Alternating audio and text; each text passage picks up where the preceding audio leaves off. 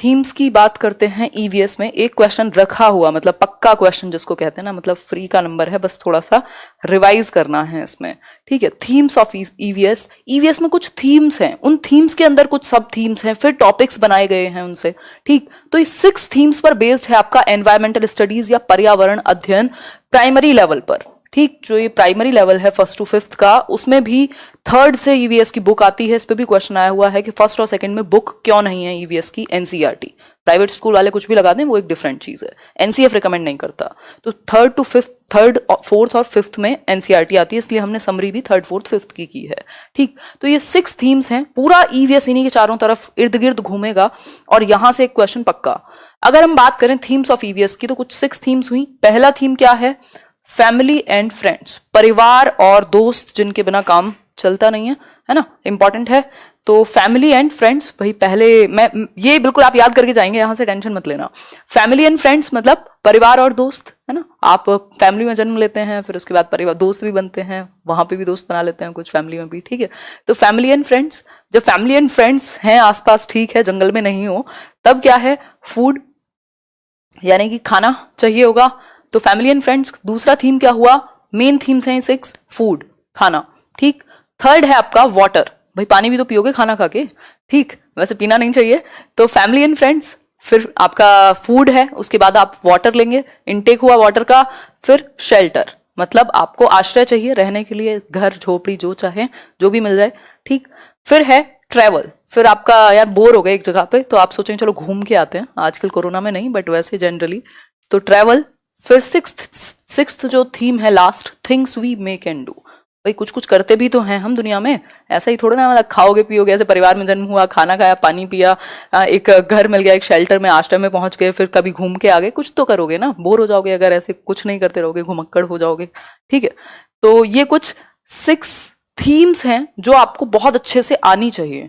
आप अगर यहाँ 5 मिनट एक्स्ट्रा दे दोगे याद रखने में इनको, तो आपके 2 से 3 नंबर सेव हो सकते हैं आसानी से, कम भी, क्योंकि इसमें फिर वो क्वेश्चन घुमा करके बनाएगा और आप कंफ्यूज हो जाएंगे। सिंपल 6 थीम्स हैं। 6 थीम्स में क्या है? फैमिली एंड फ्रेंड्स में आप पैदा हुए, फूड, फैमिली एंड फ्रेंड्स, फिर फूड मतलब खाना चाहिए, फिर वाटर चाहिए, शेल्टर चाहिए, ट्रैवल करना है, और लास्ट में कुछ तो बनाओगे, तो things we make and do, ठीक है, जो चीजें हम बनाते हैं और करते हैं।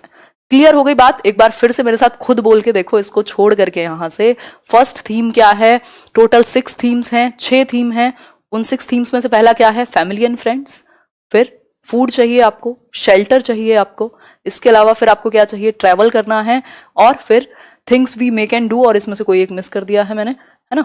तो ये टोटल मिलाकर के कुछ 6 थीम्स हो गए। अब थोड़ा सा देखेंगे इनसे क्वेश्चंस कैसे पूछे जाते हैं, मैंने बीच में क्वेश्चंस भी डाले हैं, ठीक है। तो अगर मैं बात करूं तो ऐसे आप इसको आसानी से समझ सकते हैं। अगर हम बात करें फैमिली एंड फ्रेंड्स, ठीक, फूड, 3rd क्या है? वाटर, फिर क्या करोगे? शेल्टर चाहिए, ट्रैवल करना पसंद करोगे, और things we make and do, कुछ तो करोगे ही, ठीक। सिंपल बात, फैमिली, फूड, वाटर, शेल्टर और ट्रैवल, उसके बाद आपका things we make and do. Clear है बात? ये दिमाग में पिक्चर या तो इसको बना लो जिनको याद करने में प्रॉब्लम होती है, बाकी आसान है, ठीक है बात? क्लियर? पीडीएफ ये मिल जाएगी, इसको 4-5 बार देखोगे भी ना सिर्फ, तब भी याद रहेगा, है ना। फैमिली, खाना, पानी, दाना मतलब रहोगे कहीं, शेल्टर, ट्रैवल, और फिर things we make and do. आगे बढ़ जाएंगे, बहुत बोर कर दिया मैंने आपको, नेक्स्ट पॉइंट पर पहुंचेंगे, बट ये इंपॉर्टेंट है, जितनी बार रिवाइज कर लोगे उतना अच्छा है। सब थीम्स हैं अब इसके कुछ। अगर आपको 6 थीम्स क्लियर हैं, अगर आप वहां कंफ्यूज नहीं हुए इतनी बार डिस्कशन के बाद, तब जाके सब थीम पे बढ़िएगा, अदरवाइज फिर आप कंफ्यूज होंगे बीच में, ठीक। तो 6 थीम्स हमको क्लियरली पता है, मैं फिर से एक बार रिवाइज कराऊंगी। फैमिली एंड फ्रेंड्स, ठीक, क्या? Food, water, shelter, travel, last क्या था बताओ फटाफट से?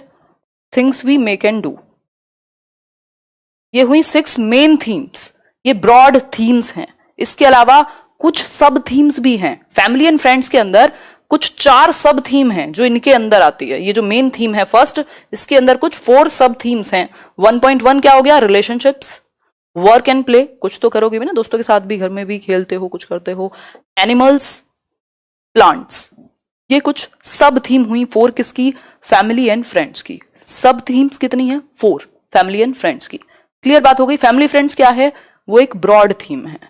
अब इसके अलावा एक और सब थीम है आपकी, सब थीम दूसरा है जिसकी सब थीम्स हैं वो है फूड। बस दो में ही है जिनमें सब थीम्स हैं, बाकी में नहीं है। फूड की सब थीम्स क्या है, टेस्टिंग, हमने चैप्टर पढ़ा है टेस्टिंग टू डाइजेस्टिंग, आपको याद होगा हमारे पेट का टेम्परेचर 30 डिग्री सेल्सियस, कैसे हमारे अम्लीय जो तत्व होते हैं पेट में, जो एसिड है, ठीक। तो टेस्टिंग, डाइजेस्टिंग, पाचन कह सकते हैं, कुकिंग, प्रिजर्विंग टेक्निक्स, ये भी हमने पढ़ी हैं, क्वेश्चन आता है इन पे भी, कैसे आप दूध को ज्यादा देर तक फ्रेश रख सकते हो, कैसे धनिया को ज्यादा देर तक फ्रेश रख सकते हो। फिर है फार्मर्स एंड हंगर, जो फार्मर्स हैं इस पे भी हमने बात की हुई है, कैसे कालाहांडी में उड़ीसा में वहाँ क्या स्थिति है, कैसे लोग भूखे, बहुत ज्यादा वहाँ गरीबी है, इतना ज्यादा चावल उगने के बाद भी, है ना, तो कैसे किसानों को प्रॉब्लम है, तो फार्मर्स एंड हंगर। तो कुछ फूड में ये 5 सब थीम हुई। फैमिली में कितनी थी, 4 सब थीम थी, फूड में कितनी है, 5 सब थीम है। ठीक है, बात यहां तक की बात आपको क्लियर हुई होगी। नेक्स्ट पर चलेंगे। अब यहां तक की बस इतनी कहानी है, आपको सब थीम हर एक 6 थीम में है, मतलब टोटल 6 थीम्स में से सिर्फ 2 में ही सब थीम्स हैं, बाकी में नहीं है, बाकी नॉर्मल है। ठीक, तो अगर हम बात करें तो फैमिली एंड फ्रेंड्स में 4 सब थीम हुई। कौन सी है वो 4 सब थीम, देख लेते हैं एक बार ध्यान से। Relationships, work and play, animals और प्लांट्स। फिर फूड में 5 सब थीम है, testing, digesting, cooking, preserving techniques और फार्मर्स एंड हंगर। टोटल मिलाकर सब थीम कितनी हुई, कुछ 9 हो गई, सिंपल है। बाकी का तो आपका है ही नॉर्मल जैसे था। क्लियर हो गई बात, बहुत बढ़िया मजहर। चलिए फिर, अगर यहां तक की बात क्लियर हो गई तो बहुत अच्छी बात है। क्वेश्चन देख लीजिए थोड़ा, बता दीजिए इतना ज्ञान जो अब तक हमने डिस्कस किया वो कितना क्लियर हुआ आपको। क्वेश्चन है, which one of the following is not one of the 6 broad themes of EVS in the present syllabus. आज का जो सिलेबस है, आपकी जो एनसीईआरटी बुक्स बनी हुई है, पूरा जो सिलेबस है उसमें कौन सी एक बात, कौन सा एक ऑप्शन ब्रॉड थीम में नहीं आएगा, not a broad theme. Broad theme कितनी है, जो बड़े वाली, ब्रॉड का मतलब समझ रहे हैं आप बिल्कुल, हिंदी मीडियम वाले भी, 6 ब्रॉड थीम्स हैं, उनके अंदर कौन सी एक पॉइंट नहीं आएगा। अगर आपने 6 याद की हुई है ना, तो आपको कोई सब थीम याद करने की जरूरत ही नहीं है। उन 6 में से आप पहचान जाओगे ये ब्रॉड है, इसके अलावा जो है वो सब थीम है। फटाफट से बताओ, कितने दुख की बात है जो लोग ए आंसर कर रहे हैं। मतलब मैं गाने गा रही हूं तब से कि फैमिली एंड फ्रेंड्स में जन्म लोगे, फिर खाना खाओगे, फिर पानी पियोगे, फिर एक घर भी चाहिए रहने को जिसको शेल्टर कहेंगे, और आप लोग ने ए कर दिया आंसर। मतलब क्या चाहते हो, हैं? फिर हद कर दी, मतलब शेल्टर कैसे हो सकता है, शेल्टर ब्रॉड थीम है। नॉट पूछा है क्वेश्चन में। Things we make and do, ये भी ब्रॉड थीम हुई। लास्ट वाली जो है वर्क एंड प्ले या फूड, ये तो हम समझ ही चुके हैं, फैमिली एंड फ्रेंड्स के बाद तो खाना ही खाएंगे ना, ठीक। तो वर्क एंड प्ले सिर्फ यहां पर आंसर होगा, जो ब्रॉड थीम में नहीं आएगा वो फैमिली की सब थीम में है। जो फैमिली एंड फ्रेंड्स है उसकी सब थीम का हिस्सा है work and play. C answer यहां सही हुआ, ठीक। तो ऐसी गलती ना करें जिसका कोई फायदा ना हो, फिर है ना, सारी मेहनत पानी में चली जाएगी, आपकी भी और मेरी भी। इससे आसान नंबर नहीं है, अगेन मैं फिर से वही कहूंगी। नेक्स्ट क्वेश्चन है, एक और question. EVS in EVS themes have been proposed instead of topics. Topics की जगह थीम्स को क्या दिया हुआ है, प्रपोज किया हुआ है EVS में, जिन पर सारे टॉपिक बने हुए हैं आपके। रीजन क्या है इसका? पहला ऑप्शन है आपके सामने, to enhance the environmental comprehension of the learners, बच्चे जो उनका पर्यावरण है उसकी ज्यादा अंडरस्टैंडिंग उनको हो जाए। For developing connected and inter related understanding of issues of the learners local environment, बच्चों के अंदर शिक्षार्थियों के स्थानीय परिवेश के मुद्दों से जुड़ी और परस्पर संबंधित समझ विकसित हो सके। मतलब कि inter related understanding of issues उनके एनवायरमेंट में, क्योंकि बच्चे जो हैं टुकड़ों में नहीं देखते एनवायरमेंट को तोड़ के, वो एज अ होल देखते हैं। कहीं अगर आसपास लड़ाई भी हो गई या उन्होंने कुछ देख लिया एकदम से जिससे वो पहले अवगत नहीं थे, बट वो एकदम से देखेंगे तो वो उनके अंदर जाएगा तो सही, हिट तो करेगा उन्हें।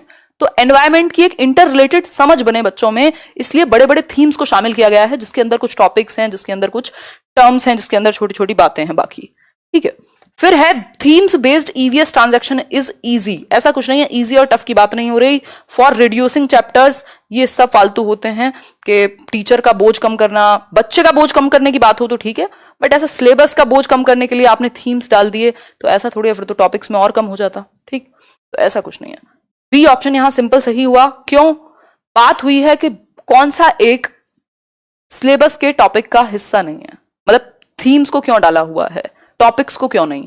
तो सिंपल इसका आंसर है for developing connected and inter related understanding of issues of the learners local environment. भाई जो इंटर रिलेटेड पूरा जो एनवायरमेंट है बच्चे का आसपास, उसको वे इंटर रिलेट करके देख पाए, जोड़ करके देख पाए, अलग थलग ना देखे। क्लियर हुई बात? इसलिए थीम्स को दिया है ईवीएस में। ये 2 क्वेश्चंस बहुत इंपॉर्टेंट थे। अब इनसे कितने भी क्वेश्चन बनाए जा सकते हैं, ठीक है बात। अब यहाँ पे आपको ऑप्शन में दे सकता है, ये ऑप्शन कितने भी बार बदले हुए हैं और कितनी बार क्वेश्चन आया हुआ है। कभी शेल्टर की जगह फैमिली दे देगा, कभी किसी की जगह, कभी आपको सब थीम दे देगा, उसमें से एक मेन थीम होगा जो चूज करना होगा। तो सिर्फ 6 थीम्स याद कर लीजिए, काम चल जाएगा। मैप की बात बाद में करेंगे, अभी हम बात कर लेते हैं फटाफट से 6 थीम्स की, फिर आगे बढ़ जाएंगे, क्योंकि मैं ये नहीं चाहती हूं कि आप भूलें ये 6 थीम्स कभी भी, ठीक है। और इसके बाद भी हो सकता है आपको रिवीजन की जरूरत पड़ जाए, ठीक है बात। बहुत बढ़िया आंसर कर रहे हैं आप लोग। याद करो कौन से हैं 6 थीम्स।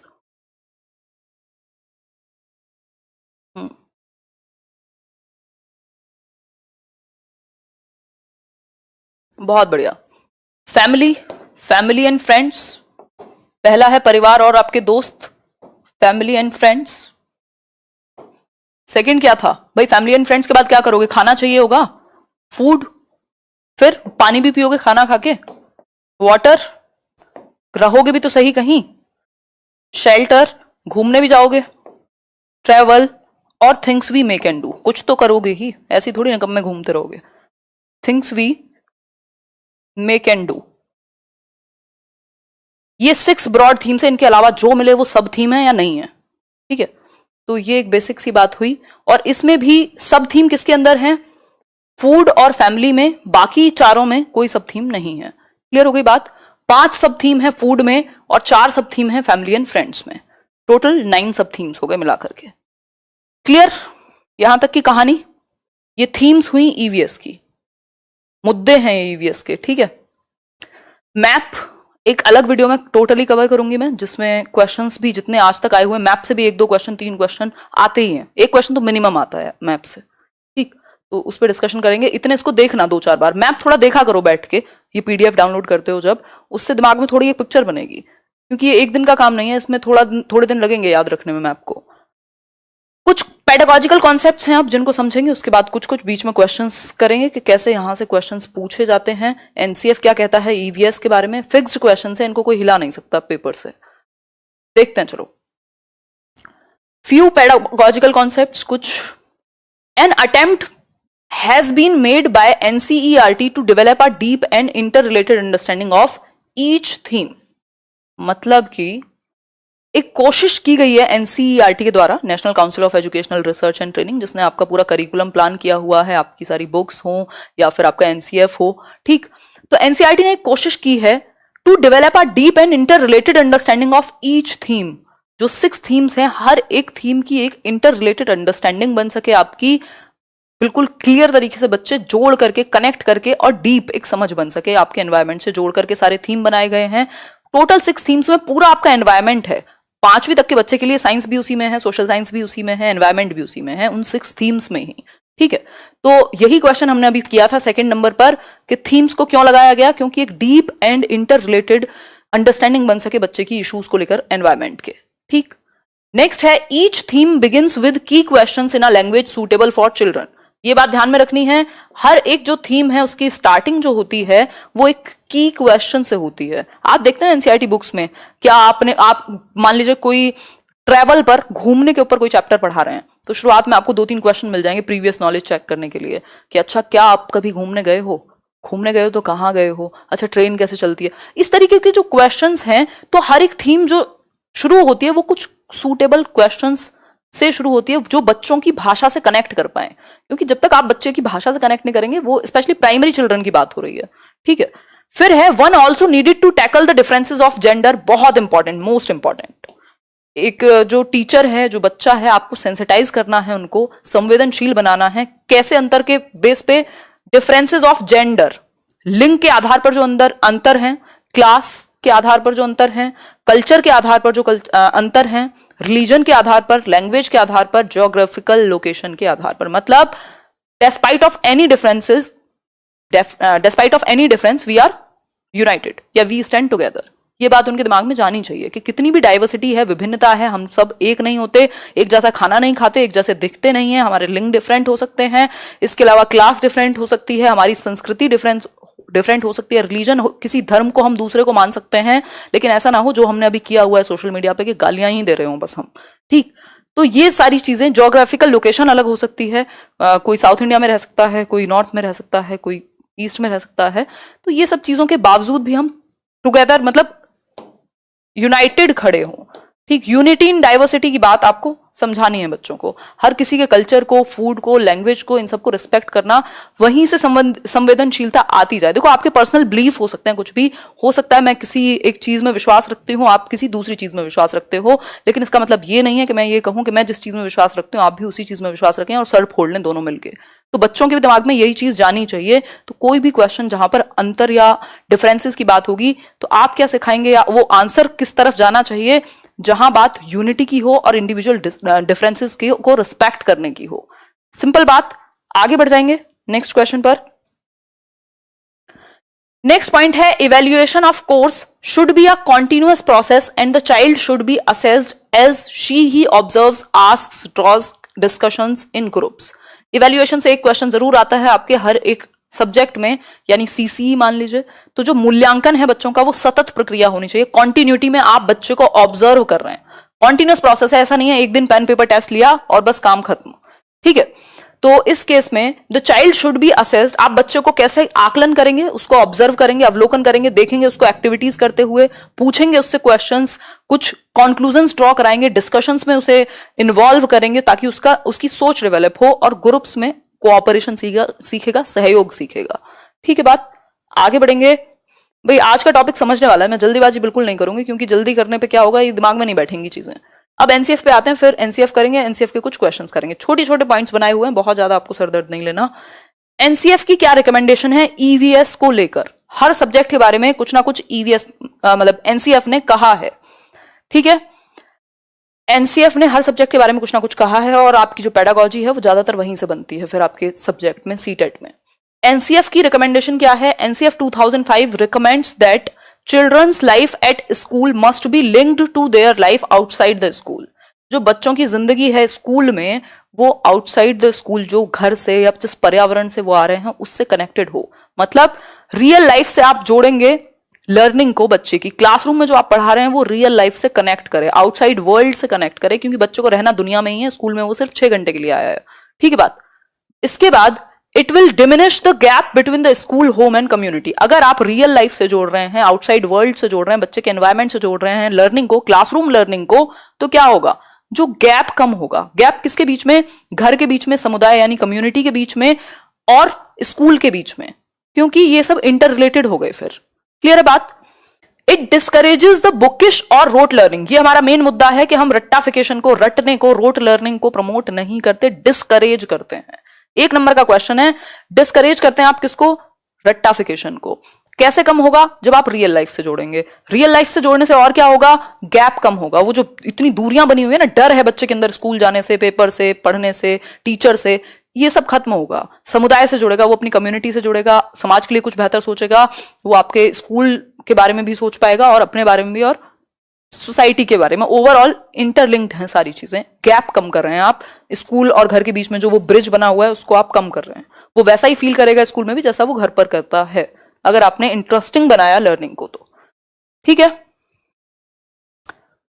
बहुत बढ़िया प्रियंका यादव जी, सही है, जल्दी जल्दी खत्म हो जाए बस। हाँ सागर, अब सेकंड लास्ट सेशन है, आज और कल में पेडागोजी खत्म हो जाएगी, 30 नंबर ईवीएस के खत्म हो जाएंगे। सीडीपी की आप देख चुके होंगे प्लेलिस्ट, फिर भी मैं रिवाइज कराऊंगी। फिर इंग्लिश करेंगे। Text book developed on this basis attempt to implement the idea of discourage rote learning. जो किताबें बनेंगी इस बेसिस पे कि बच्चों को आपको रियल लाइफ से जोड़ना है, वो भी कैसी बनेंगी, वो किताबें ऐसी बनेंगी कि वो रट्टाफिकेशन को इग्नोर करेंगी। पहले किताबें कैसी आती थी, लाइंस भरी हुई हैं जिसमें कोई पिक्चर देखने को नहीं है। अब किताबें कैसी आती हैं, अगर आप एनसीईआरटी की किताबें उठा करके देखेंगे आपको पिक्चर ही पिक्चर मिलेंगी, इतनी सारी एक्टिविटीज उसमें दी हुई होंगी, इतने इंटरेस्टिंग वे में कहानियां बताई गई हैं कि जैसे वो बुक आपसे खुद बात करेगी, ताकि बच्चा कनेक्ट कर पाए। बिल्कुल फॉर्मल लैंग्वेज नहीं है उसमें। ठीक, तो इस आधार पर जो किताबें बनेंगी वो भी ऐसी बनेंगी कि वो बच्चे से कनेक्ट कर सकें, डिस्करेज करें। हतोत्साहित करें रटने को। फिर है it will help us in achieving the child centred system of education outlined in the national policy of education NP 1986। इससे क्या होगा, जो चाइल्ड सेंटर्ड एजुकेशन की बात की थी एनपी ने 1986 में, वो कहीं ना कहीं तक सफल हो पाएगी। ठीक है, अब तो हम सारे में वही बातें कर रहे हैं, आपका सीबीएसई ने लागू किया सीसीई को और सब कुछ। ठीक, तो ये एक बेसिक बात हुई। आगे बढ़ेंगे, एक क्वेश्चन कर लेते हैं, आपका कितना ज्ञान बना इस बात से ये देखने के लिए। फिर बहुत इंपॉर्टेंट टॉपिक है इंटीग्रेटेड लर्निंग, उसको समझेंगे और ये आपको हर सब्जेक्ट में हेल्प कर जाएगा। क्वेश्चन देखिए एक बार थोड़ा सा, बताएंगे टेलीग्राम का लास्ट में बताएंगे। इतने लाइक शेयर करिए, 800 लोगों ने लाइक नहीं किया है, क्या चक्कर है, कर दिया करो भाई। Which one of the following does the National Curriculum Framework NCF 2005 not propose in the context of EVS teaching? मतलब कि इनमें से कौन सी एक बात एनसीएफ ने नहीं प्रपोज की है। इस नॉट को ढूंढ लेना पेपर में, इस नॉट के चक्कर में पता नहीं कितने नंबर चले जाएंगे आप लोग के। नॉट जहां दिख जाए थोड़ा ध्यान से क्वेश्चन सॉल्व करना है। ठीक, हम क्या करते हैं जल्दीबाजी में जो होता है उसी को लगा देते हैं। नॉट पूछा है नहीं, मतलब जो राष्ट्रीय पाठ्यचर्या की रूपरेखा 2005 है वो कौन सी एक चीज को प्रमोट नहीं करता या प्रस्तावित नहीं करता। पहला है हैंड्स ऑन एक्टिविटीज को, मतलब करके सीखने को, ये तो बिल्कुल सिद्धांत है एनसीएफ का, लर्निंग बाय डूइंग। फिर familiarity with technical terms, technical terms के साथ बच्चे फैमिलियर हो पाए। Thematic approach, linkages with children's experiences and context, ये तो हम समझ चुके हैं, लिंक तो करना है।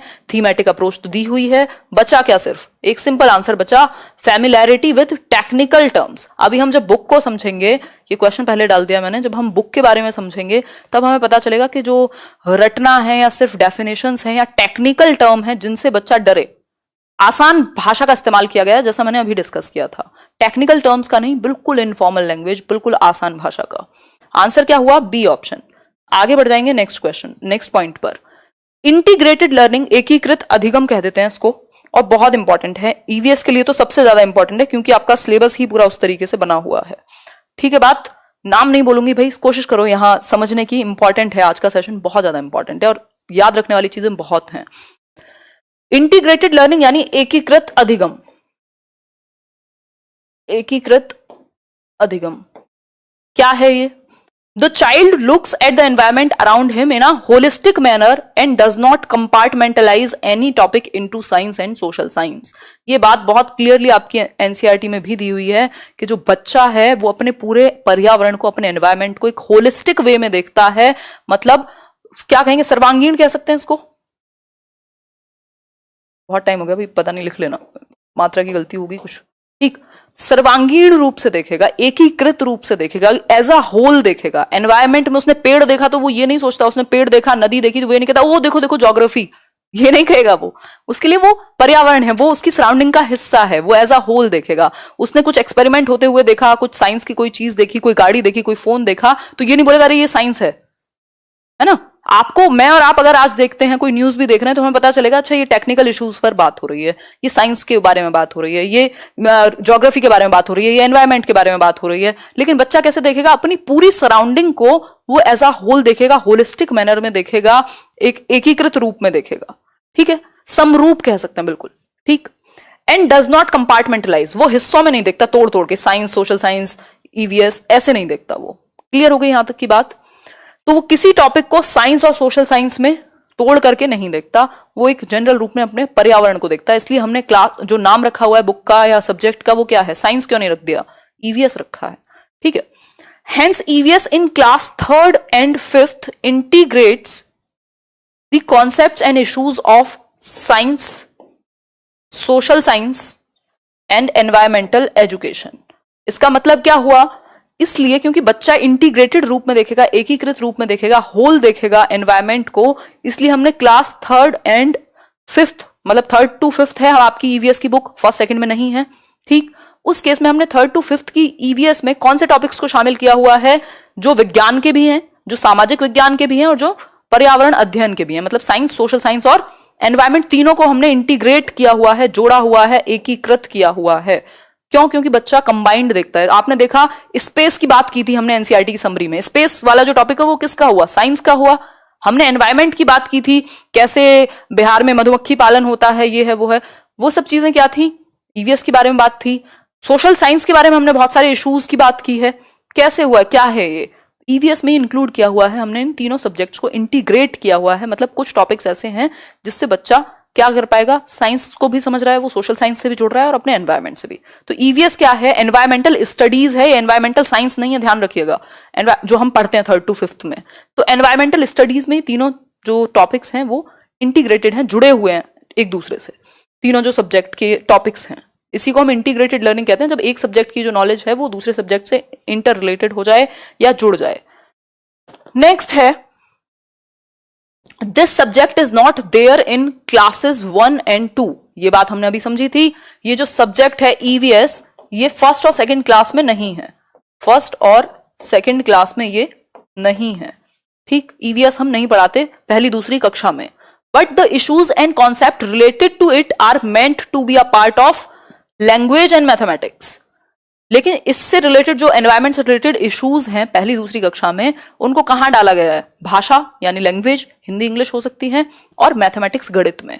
तो क्या ध्यान में रखना है, इसलिए नहीं कि हमें बोझ कम करना था, हमें सिलेबस कम करना था, तो हमने फर्स्ट सेकंड में ईवीएस को हटा दिया, लेकिन इसलिए कि हमने इससे रिलेटेड जो मुद्दे हैं ईवीएस से, उनको लैंग्वेज यानी भाषा और गणित के माध्यम से हम पढ़ाते हैं, ठीक है बात। तो ये एक बेसिक सी बात हुई है ना। मान लीजिए कोई कविता है चंद्रमा पर, क्या है, आप एनवायरमेंट की भी समझ दे रहे हैं बच्चों को और आप कविता भी पढ़ा रहे हैं लैंग्वेज के थ्रू, ठीक। तो लैंग्वेज और मैथ्स के थ्रू फर्स्ट सेकंड में हम इसको जोड़ देते हैं, इसलिए ईवीएस नहीं है फर्स्ट और सेकंड क्लास में। क्लियर हो गई बात, आगे बढ़ेंगे। क्वेश्चन देख लेते हैं थोड़ा, ये जो कहानियां इतनी देर से चल रही हैं ये कितनी समझ आ पाई हैं आपको, देखते हैं। NCF 2005 has not recommended any prescribed curriculum and text books for EVS for class 1 and 2। The most appropriate reason for this is, मतलब एनसीएफ 2005 ने कक्षा 1 और 2 के लिए ईवीएस का पाठ्यक्रम निर्धारित नहीं किया है, इसका रीजन क्या है, फटाफट से बताओ।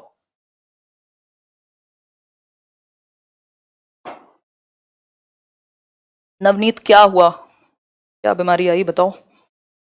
बहुत बढ़िया, हम लोग इस समय 4000 लोग जुड़े हुए हैं। नहीं, मैं कमेंट्स ले नहीं सकती हूँ ना, अगर इतने सारे कमेंट्स हैं फिर मैं कमेंट्स ही ले पाऊंगी, ये आपका पूरा जो सिलेबस है ये रह जाएगा, है ना। डी आंसर कर रहे हैं आप। पहला है टू रिड्यूस द लोड, ऐसा कुछ नहीं है, लोड घटाने के लिए हमने कोई बात नहीं पढ़ी अभी तक। EVS is only class 3 onwards, मतलब कि भैया तीसरी से ही होगी, बट हो तो दूसरी से भी सकती थी, क्यों नहीं हुई। फिर है learners in classes 1 and 2 can not read and right, ये किसने कहा, आप आते ही तो उनको सिखा ही रहे हैं पढ़ना और लिखना, ठीक। To provide a contextual learning environment, यही हमने समझा था कि हम संदर्भ में बात करते हैं, हम भाषा और गणित के माध्यम से हम बात कर रहे हैं एनवायरमेंट की भी। कॉन्टेक्चुअल अंडरस्टैंडिंग, एक संदर्भ, एक कॉन्टेक्स्ट के बारे में बात हो जिससे आप उस पॉइंट तक पहुंच पाए, रिलेट कर पाए। क्लियर हो गई बात, आगे बढ़ जाते हैं चलो इसी बात पे। बहुत बढ़िया रिस्पॉन्स चल रहा है आप लोगों का। कल भी सेशन में याद करके, कल सेशन में थोड़ा कोशिश करूंगी 9 बजे स्टार्ट ही हो जाए, क्योंकि सेशन बड़े रहेंगे, 2 सेशन में ईवीएस खत्म करना है। In EVS concepts and issues have not been compartmentalised, line मिल गई आपको, आया हुआ क्वेश्चन है ये, और ऐसे पता नहीं कितने क्वेश्चन है। थोड़ी प्रैक्टिस करना आज पेडागोजी की, मैं हालांकि कराऊंगी जब एग्जाम से थोड़ा टाइम पहले ज्यादा questions. In EVS concepts and issues have not been compartmentalised into science and social science. Science और सोशल साइंस में क्यों नहीं बांटे हमने, क्यों कंपार्टमेंटलाइज नहीं किए हमने, ईवीएस के जो इश्यूज हैं उनको ऐसे अलग अलग क्यों नहीं बांटा जाता। The child looks at her his environment in a holistic manner, ये एक अच्छी टीचिंग लर्निंग स्ट्रेटेजी है। डिक्रीज करना था सिलेबस को, syllabus of EVS has been prescribed as such by CBSE. अब कई लोग होंगे जो डी आंसर कर रहे होंगे, भाई ये तो हमें पता है कि सीबीएसई ने बनाया है, मतलब क्या करें, उसका रीजन तो होगा कुछ, ठीक। तो यहां बात ये नहीं हो रही है कि किसने बनाया है, ये नहीं पूछा हमसे कि किसने बनाया है, ठीक। बात क्या है, EVS concepts and issues have not been compartmentalised into science and social science. Science और सोशल साइंस में अलग अलग नहीं बांटा, ईवीएस में ही पढ़ रहे हैं हम। क्यों, क्योंकि बच्चा होलिस्टिक मैनर में देखेगा अपने एनवायरमेंट को, वो होल एक बड़े समग्र रूप के में देखता है, ठीक। सिंपल बात, आगे बढ़ेंगे नेक्स्ट क्वेश्चन पर।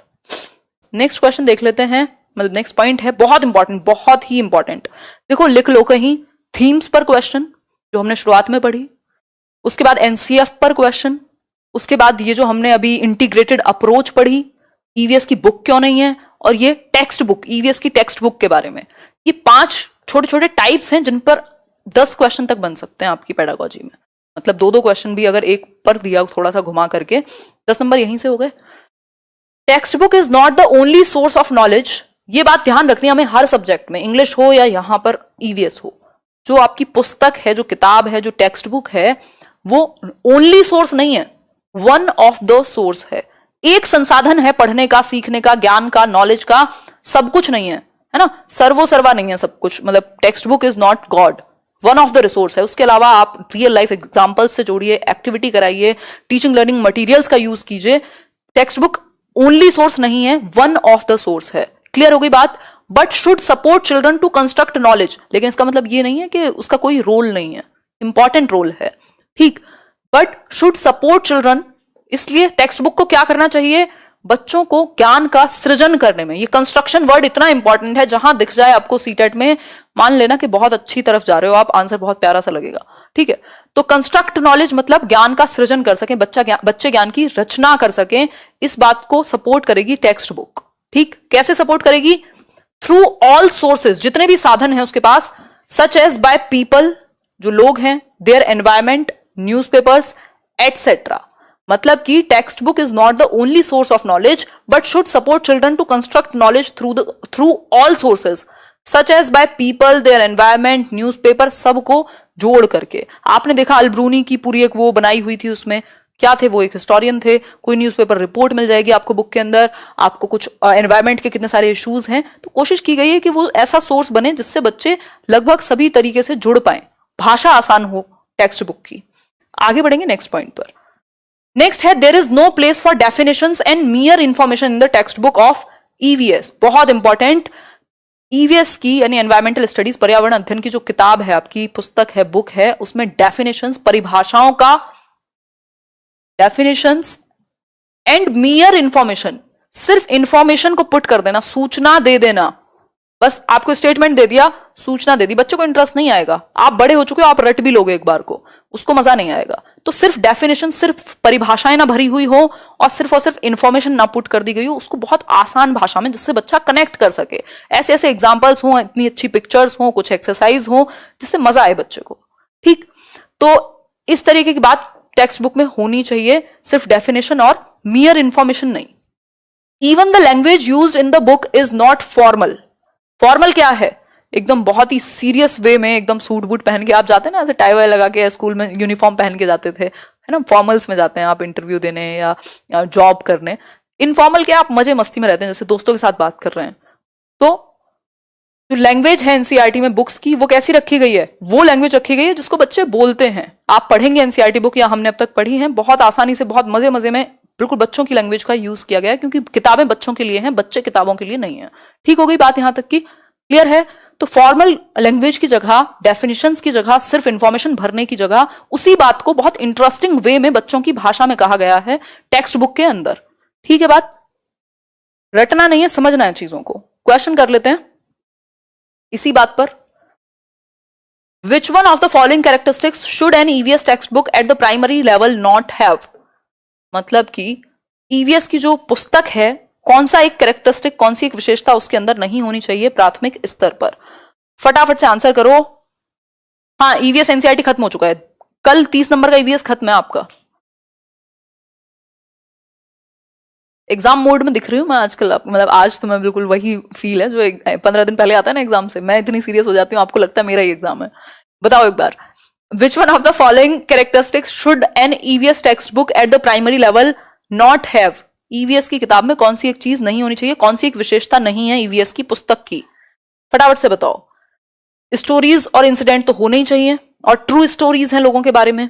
Definitions and explanations of abstract concepts, space का कॉन्सेप्ट है, उसके बारे में सिर्फ डेफिनेशन दी हुई होती, और जो उनकी कहानी थी Sunita in space, Sunita Williams की कहानी और उनके एक्सपीरियंसेस, उनके बाल खड़े हो गए थे, ये हो गया था, इंटरेस्टिंग वे में ना बताए होते तो कोई फायदा नहीं था, वो चैप्टर बच्चे नहीं समझ पाते। क्यों? क्योंकि एब्स्ट्रैक्ट कॉन्सेप्ट था, बच्चों को स्पेस का कॉन्सेप्ट इतनी जल्दी से नहीं समझ में आता। तो सिर्फ डेफिनेशन भरना या एब्स्ट्रैक्ट कॉन्सेप्ट्स के बारे में, अमूर्त चीजें जिनको बच्चे टच फील नहीं कर सकते, तो ये इसका कैरेक्टरिस्टिक नहीं हुआ, इसलिए बी ऑप्शन सही है। बाकी नेचुरल और सोशल एनवायरनमेंट शो होना चाहिए।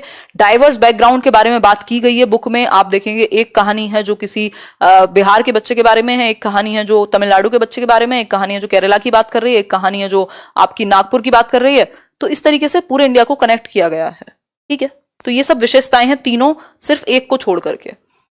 नेक्स्ट क्वेश्चन है, which one of the following is not true with respect to EVS. EVS के बारे में कौन सी एक बात सही नहीं है? नॉट वाले क्वेश्चन स्पेशली मैंने लिए हैं, बहुत गलतियां होती हैं नॉट में, तो नॉट ट्रू बताएं एक बार।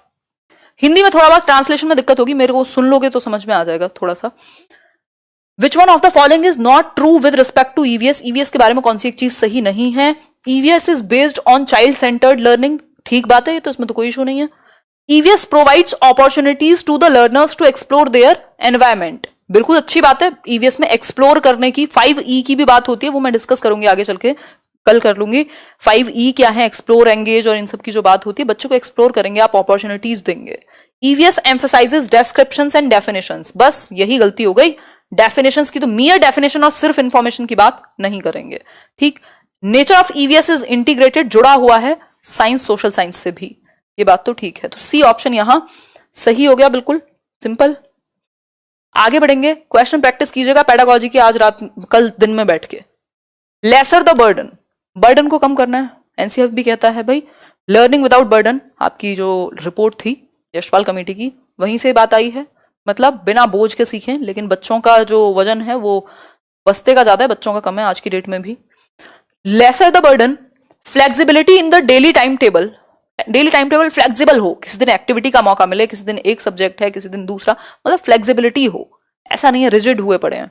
Is required in order to actually devote the days to teaching, जो हम यहां भी करते हैं लेट्स लर्न पे, अलग अलग सब्जेक्ट करते रहते हैं कुछ कुछ। तो flexibility in the daily time table is required in order to actually devote the days to teaching. अगर आपको सच में टीचिंग को डिवोट करने हैं दिन, मतलब बच्चे अच्छा सीख पाए, तो क्या करना होगा? टाइम टेबल फ्लेक्सिबल हो, उसमें कुछ एक्टिविटी करने का, कुछ एक्सप्लोर करने का, किसी फील्ड ट्रिप का, कुछ ना कुछ उसमें मौके दिए जाएं बच्चों को। क्लियर है बात? आगे बढ़ेंगे, थोड़ा सा और जागो, बस खत्म ही होने वाला है ना। यहां खत्म कर देंगे, फिर क्वेश्चंस हैं 2-4, उनको सॉल्व करेंगे। बहुत इंपॉर्टेंट है, ये सब कुछ ही इंपॉर्टेंट डाला है मैंने, बिना इंपॉर्टेंट चीजें ही नहीं डाली। नेक्स्ट है, the methods of teaching and evaluation will also determine the effectivity of the present text book. मतलब जो मेथड है आपकी टीचिंग के और इवेल्युएशन के, बहुत इंपॉर्टेंट है। सिर्फ बुक का काम नहीं है पढ़ाना, आपका भी तो है। तो टेक्स्ट बुक की अगर हम बात साइड कर दें, तो जो मेथड है टीचर का मेथड, टेक्स्ट बुक बहुत अच्छी है, टीचर पढ़ाने को तैयार नहीं है, क्या करेगी टेक्स्ट बुक? खुद बोलेगी नहीं। तो the methods of teaching and evaluation, और फिर आप जिस तरीके से बच्चे का आकलन कर रहे हैं, जैसे आप उसको असेस कर रहे हैं, वो बहुत बड़ा रोल प्ले करेगा। आप हंसी खेल में, अभी मेरा एनालिसिस बैच चल रहा है उधर अनअकैडमी पर इंग्लिश पेडागोजी का, हंसी खेल में पोल चल रहा है, आराम से आप लोग आंसर कर रहे हैं, पता लग रहा है कौन से कितने % ने सही दिया, किस क्वेश्चन ऑप्शन में कंफ्यूजन है। तो मस्ती मजाक में गलत भी होगा क्वेश्चन, तब भी कोई बात नहीं है, क्योंकि डिस्कशन में गलतियां अगर आप पेपर से पहले नहीं करेंगे तो कब करेंगे? ठीक है बात। तो इवेल्युएशन का जो तरीका है असेस करने का, ये जानने का कि गलती कहां कर रहे हो, है ना। अभी हम थीम्स डिस्कस कर रहे थे और किसी ने आंसर दिया शेल्टर, सब थीम है, तो गलती हो गई।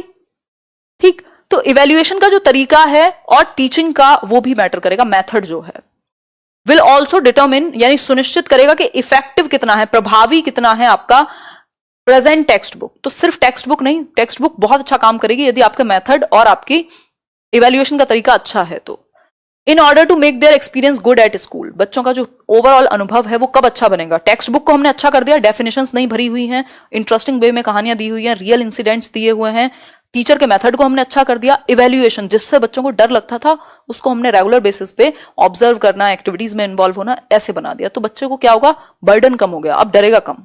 ठीक है बात क्लियर? यहां तक की बात। आगे बढ़ेंगे, क्या है next? Higher priority and space should be given and opportunities for contemplation, wandering, discussion in small groups and activities requiring hands-on experience. एक एक वर्ड इतना इंपॉर्टेंट है, आपको जरूर पेपर में देखने को मिलता है। देखिए एक बार। हाँ जी अमित, अगर मैं बात करूं, अभी ज्वाइन किया काफी टाइम के बाद, हायर प्रायोरिटी एंड स्पेस, जो ज्यादा जगह है, ज्यादा इंपॉर्टेंस है, वो किस चीज को दी जाए? बच्चों को अपॉर्चुनिटीज मिले, बच्चों को मौके दें आप कुछ करने के। अगर आपने उनको सिर्फ रटवाने बैठाया हुआ है तो प्रॉब्लम होगी, तो आप बच्चों को अवसर दें।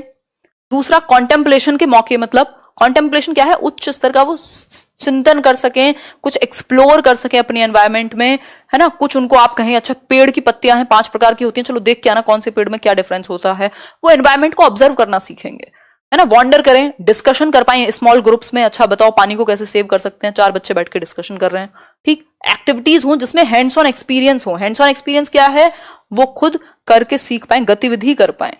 आप उनको गार्डन में ले गए, उनको पौधे लगवाए आपने, क्या कर रहे हैं वो, एक्टिविटी कर रहे हैं, हैंड्स ऑन एक्सपीरियंस, खुद करके सीख रहे हैं। लर्निंग बाय डूइंग, सबसे अच्छी लर्निंग कब होगी, जब आप करके खुद सीखते हैं। मौका दिया आपने बच्चों को एक्टिविटी कराने का, आप उनको किसी एक नेचर की वॉक पे ले गए, कहीं कोई ऐसी जगह दिखाने ले गए, ठीक, तो लर्निंग बाय डूइंग। क्लियर है बात, आगे बढ़ेंगे। टाइमिंग अभी मैं लास्ट में क्लियर कर दूंगी, अभी कोशिश करो। Text book of EVS is child centred so that children get a lot of space to explore and are not compelled to learn by rote। जो ईवीएस की टेक्स्ट बुक है वो बाल केंद्रित है, बच्चे को सेंटर में रख के बनाई गई है। बच्चे की भाषा, बच्चे की एक्टिविटी, उसके एक्सपीरियंसेस, उसकी जगह वो जहां रहता है, एक ना एक चैप्टर आपको मिल जाएगा हर एक स्टेट के बारे में, ठीक।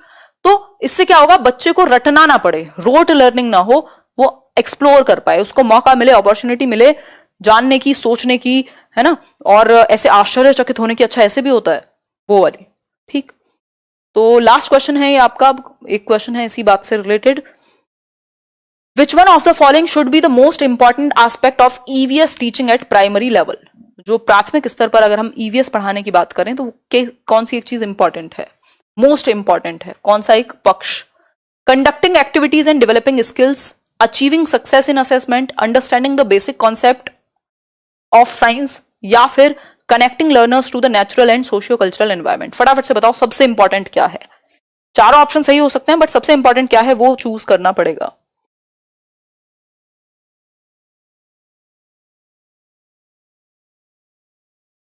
आंसर कीजिए। डी ऑप्शन, बिल्कुल, connecting learners to the natural and socio cultural environment. जो प्राकृतिक और सामाजिक सांस्कृतिक परिवेश है उससे आप जोड़ पाए। स्किल्स वगैरह धीरे धीरे डेवलप हो सकती हैं, अगर डी ऑप्शन नहीं होता तब हम इसके साथ जा सकते थे, ठीक। तो सिर्फ एक्टिविटीज या डेवलपिंग स्किल्स नहीं होगा, बाकी के दोनों तो खराब ही हैं। सिर्फ असेसमेंट में अच्छे नंबर ले आए या फिर साइंस के आप उसको सारे टॉपिक समझा दें प्राइमरी लेवल पर, सबसे पहले आप उससे एनवायरमेंट से कनेक्ट कराएंगे, ठीक। तो जो सामाजिक और सांस्कृतिक परिवेश है उससे बच्चा जुड़ पाए, अवेयर हो पाए अपनी सराउंडिंग को लेकर के। और अगर वो बचपन से ही अवेयर है, अगर आप देखेंगे आजकल में बच्चे स्कूल में थोड़े से पढ़ने लगे हैं चीजों को, वो कोशिश करते हैं कि हम बिजली को बचा सकें, पानी को बचा सकें, वेस्ट ना करें, है ना। तो ये सारी चीजें कहीं ना कहीं जहां पर इंप्लीमेंट हो रही हैं टीचर्स के द्वारा, तो बच्चों पे भी असर दिखेगा आपको, ठीक। तो ये एक बेसिक सी बात हुई। चलिए, फर्स्ट पॉइंट है children can learn the classification skills by categorising the animals, things etcetera. मतलब कि जो बच्चे हैं वो क्लासिफिकेशन, वर्गीकरण की जो कौशल है, वर्गीकरण का, क्लासिफिकेशन की जो स्किल है, उसको कैटेगराइजेशन से सीख सकते हैं, कैटेगरी में विभाजित करके। किसके कैटेगराइजेशन से, एनिमल्स, थिंग्स एटसेट्रा, मतलब जो भी उनके आसपास की चीजें हैं, एनिमल्स हो, पशु हो, या फिर वो थिंग्स हो, यानी कि क्या कहेंगे, थिंग्स को क्या कह सकते हैं, चीजें कह सकते हैं, वस्तुएं कह सकते हैं। फॉर एग्जाम्पल एनिमल्स में क्या हो सकता है, भाई ये गाय है, ये भैंस है, क्या हुआ, वर्गीकरण हो गया, ठीक। ये बकरी है, ये शाकाहारी है, ये मांसाहारी होते हैं, मांसाहारी होते हैं। तो उस केस में क्या है, आपने कैटेगरी में विभाजित करना सीख गए बच्चे ऑब्जर्व करके, तो क्लासिफिकेशन उनको आ जाएगा। क्लासिफिकेशन में क्या है, उनके गुणों के आधार पर या जो भी उनके अंदर अंतर हैं, आप कैटेगरीज में विभाजित करना सीख जाते हैं, ठीक। फॉर एग्जाम्पल अगर मैं थिंग्स की बात करूं तो ये कुछ बॉल्स हैं, तो रेड कलर की बॉल्स, येलो कलर की बॉल्स, येलो में भी 2 कलर हैं, ठीक, इसमें भी ब्लू है, मिक्स्ड कलर एक जगह पर रखे हुए हैं। ये क्या है, बच्चों ने क्लासिफिकेशन सीखा है कि कैसे कैसे कैटेगरी में विभाजित करना है अलग अलग विशेषताओं के आधार पर। दूसरा तरीका क्या हो सकता है, शेप या साइज के आधार पर। भाई यहां देखेंगे आप तो साइज के आधार पर मैच किया हुआ है, भाई ये वाला जो साइज है वो इसके जैसा है, तो ये एक कैटेगरी में आ गए। ये वाला साइज इसके जैसा है, ये एक कैटेगरी में आ गए। ये वाला साइज इसके जैसा है, ये एक कैटेगरी में आ गए। अगर इनको क्लासिफाई करना होता on the basis of colour तो ये कैटेगरी अलग हो जाती और ये कैटेगरी अलग हो जाती, लेकिन अभी हमने शेप या साइज के हिसाब से क्लासिफाई किया। तो ठीक है बात, आप बच्चों को ऑब्जर्व करने का मौका देंगे, उनके आसपास जितने भी एनिमल्स हैं, उनके आसपास जो भी आपके थिंग्स हैं या जो भी वो सराउंडिंग में अपनी देखते हैं, जितना ऑब्जर्व करेंगे क्लासिफिकेशन स्किल उतनी बेहतर बनेगी। क्लियर है बात, बहुत बढ़िया जी, सही है स्वप्निल। आगे बढ़ते हैं, नेक्स्ट पॉइंट समझ लेते हैं। नेक्स्ट पॉइंट है मोटिवेशन की बात हो रही है। किस चीज का मोटिवेशन, एक मिनट रुको, ये पीछे चल रहा है इसका मतलब सेशन।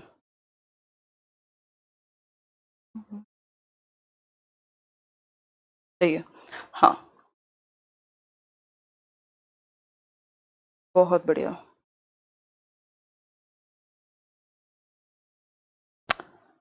कोई नहीं, कोई नहीं।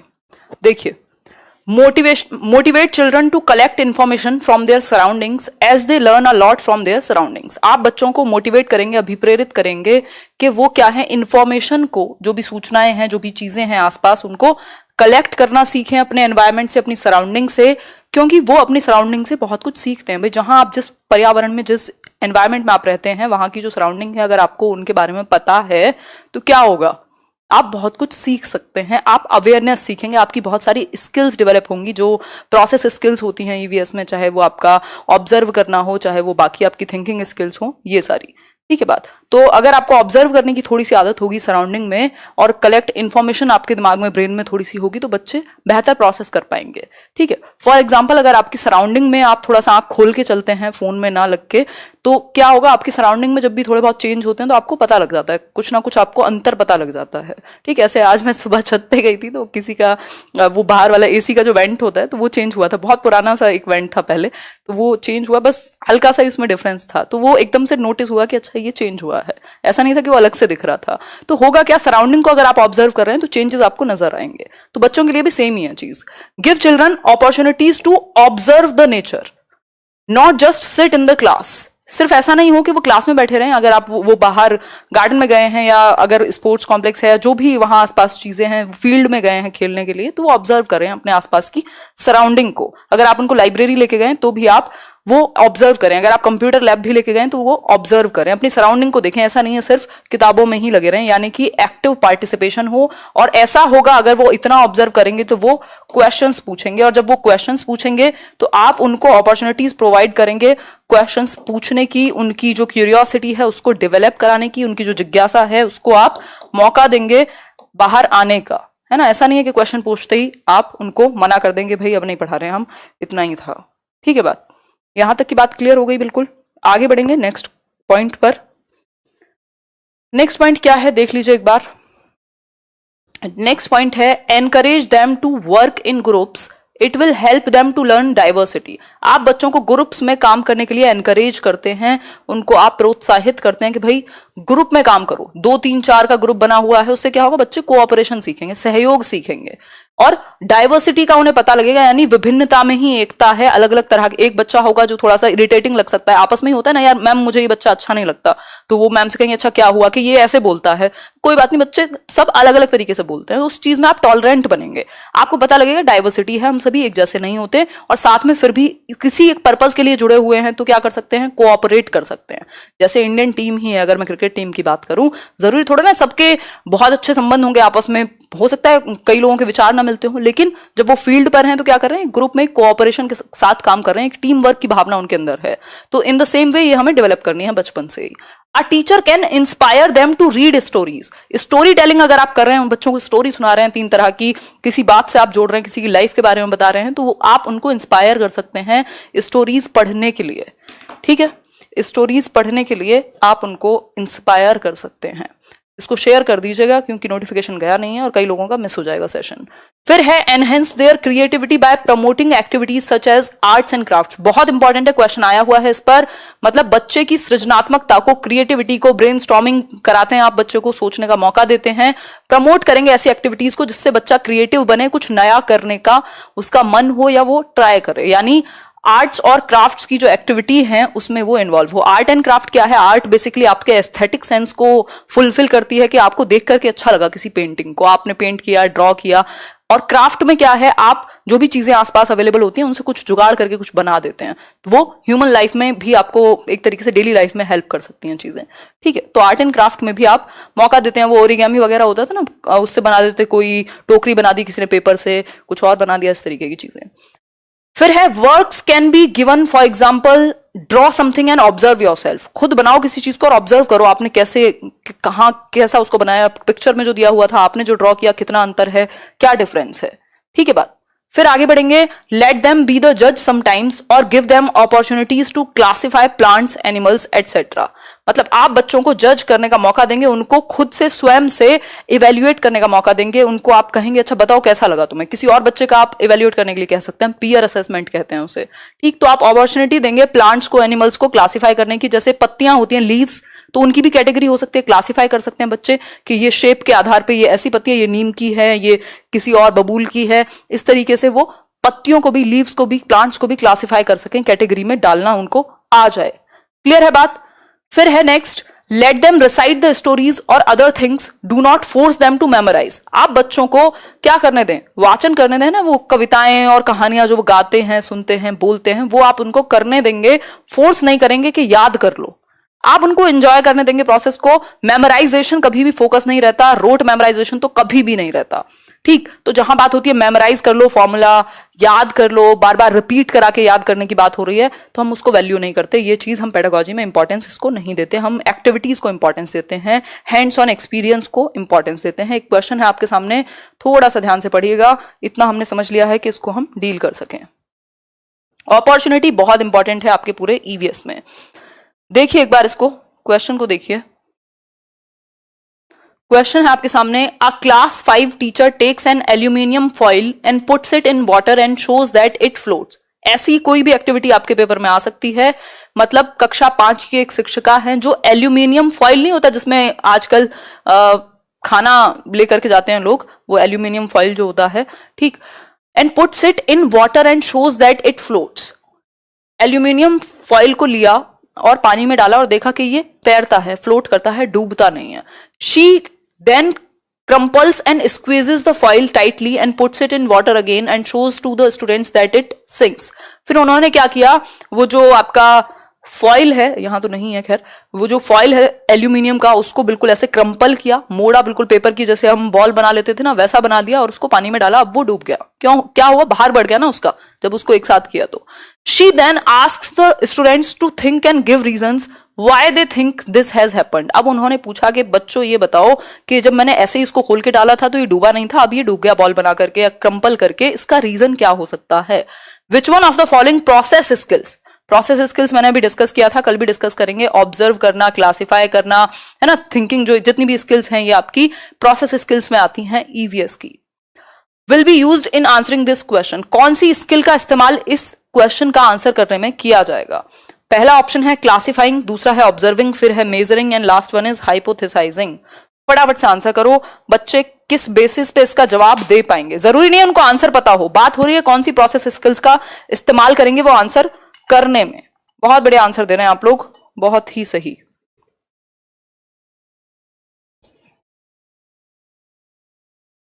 मेरा सही है, समीर कह रहे हैं, बहुत बढ़िया जी समीर, समझ आ गया, बहुत बढ़िया। क्लियर है बात, क्या होगा इसका आंसर, ऑब्जर्विंग। बच्चा ऑब्जर्व करेगा ना कि ये जब ऐसे प्लेन डाला था तो डूबा नहीं था, अभी डूब गया, ऑब्जर्व करेगा, देखेगा, वो ध्यान देगा, तब जाकर के कुछ आगे का वो सोच पाएगा। क्लियर हो गई यहां तक की बात, बी ऑप्शन एकदम सही हो गया। क्लियर है बात, 1 मिनट का समय दो, मैं एक बार शेयर कर देती हूँ ये, आगे बढ़ जाएं। यहां तक की बात क्लियर होगी सभी को, बहुत बढ़िया।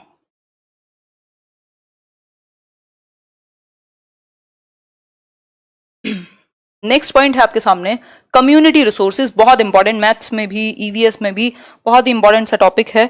देखते हैं इसको क्या कहता है। देखिए एक बार, कम्युनिटी रिसोर्स जिसको हम क्या कहेंगे, मानवीय संसाधन कह सकते हैं आप, या समुदाय का संसाधन कह सकते हैं, जो भी आप हिंदी में कहना चाहें वो कह सकते हैं, ठीक है बात।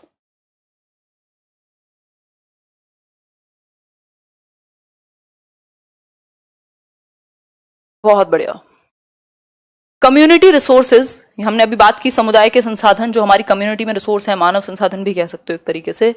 अ doctor, a farmer and their grandparents can discuss about plants to help them know more real life examples. हमने बात की थी, एनसीएफ क्या कहता है, रियल लाइफ से कनेक्ट कीजिए जो आपकी बुक की नॉलेज है उसको, या क्लासरूम में जो चीजें चल रही हैं उनको आप आउटसाइड वर्ल्ड से रिलेट कर दीजिए। तो इस केस में हम क्या कर सकते हैं, कम्युनिटी रिसोर्सेज का इस्तेमाल कर सकते हैं, उन संसाधनों का इस्तेमाल कर सकते हैं जो हमारी कम्युनिटी में पहले से अवेलेबल हैं। फॉर एग्जाम्पल, अगर आप कोई बीमारी के बारे में बात कर रहे हैं, जैसे हमने वो पढ़ा था ना टॉपिक जिसमें हम बात कर रहे थे उसकी, मलेरिया की, तो बात हुई थी कि किसी डॉक्टर को भी बुला के इस इंफॉर्मेशन पे बात करने के लिए कहा जा सकता है। वो डॉक्टर कम्युनिटी का कोई हो सकता है, किसी बच्चे के पेरेंट्स हो सकते हैं, मतलब कम्युनिटी का रिसोर्स है तो एक डॉक्टर हो सकता है। अगर आप फार्मिंग के बारे में बात कर रहे हैं तो किसी किसान को बुला सकते हैं। इसके अलावा बच्चों के ग्रैंड पेरेंट्स जो हैं, उनके जो दादा दादी हैं, उनसे भी आप बच्चों को कह सकते हैं अच्छा ये पूछ के आना उनके जमाने में जो सिक्के थे वो कैसे चलते थे, क्या होता था। तो ये सब कम्युनिटी के रिसोर्स हैं जिनसे आप सीख सकते हैं अपने सराउंडिंग के बारे में और बहुत बेहतर सीख सकते हैं। क्लियर हो गई बात? तो चाहे वो फार्मर हो ये यूरिया लगाते हुए, या फिर बाकी आपके ग्रैंड पेरेंट्स हैं जो बच्चों को कहानियां सुनाते हैं अलग अलग जमाने के बारे में बहुत सारी चीजें, या फिर वो डॉक्टर हो, टीचर हो, कोई भी कम्युनिटी का रिसोर्स हो सकते हैं। क्लियर हो गई बात यहां तक की? आगे बढ़ेंगे नेक्स्ट पॉइंट पर। नेक्स्ट पॉइंट क्या है देखते हैं। Encourage children to make friends with a tree, water it, look after it. मतलब कि आप बच्चों को एनकरेज कर सकते हैं कि भाई एक ट्री जो है, एक पेड़ के साथ दोस्ती कर लो, एक प्लांट के साथ दोस्ती कर लो, है ना। Encourage children to make friends with a tree, एक ट्री के साथ दोस्ती करो, वाटर करो उसको, पानी डालो उसमें, ध्यान रखो, लुक आफ्टर करो उसको, सॉइल का उसकी ध्यान रखो, मतलब उसका प्रॉपर आप ध्यान रख पा रहे हो। एक ट्री को आपने अडॉप्ट कर लिया, एक प्लांट को आपने अडॉप्ट कर लिया। It will develop their concern for the environment. जब आपने किसी को अडॉप्ट किया है, जब आप किसी से जुड़े हैं इमोशनली, क्या होगा, आप उसको पानी दे रहे हैं, आप उसका ध्यान रख रहे हैं, मुरझाया तो नहीं है, आज गर्मी है तो मेरे पौधे को क्या हो गया। आपने देखा होगा जो लोग थोड़ा ही प्लांट को अगर केटर करते हैं तो वो बड़ा उनको प्यार हो जाता है एकदम जो प्लांट्स हैं उनसे। तो जब बच्चे ने खुद किसी ट्री को ग्रो किया है तो उसको अपने आप ही सेंस ऑफ कंसर्न आएगा एनवायरमेंट के प्रति। वो कल पेड़ काटने के लिए तैयार ही नहीं होगा या कुछ भी ऐसा करने के लिए जिससे एनवायरमेंट हार्म हो, है ना। आप ह्यूमंस को एक ही तरीके से कंट्रोल कर सकते हैं, वो है इमोशंस, है ना। तो ये एक बेसिक सी बात है कि आप बच्चे को केटर करने के लिए कह सकते हैं एक ट्री को, उसको पानी दे, उसका ध्यान रखे। क्लियर? आगे बढ़ेंगे नेक्स्ट क्वेश्चन पर।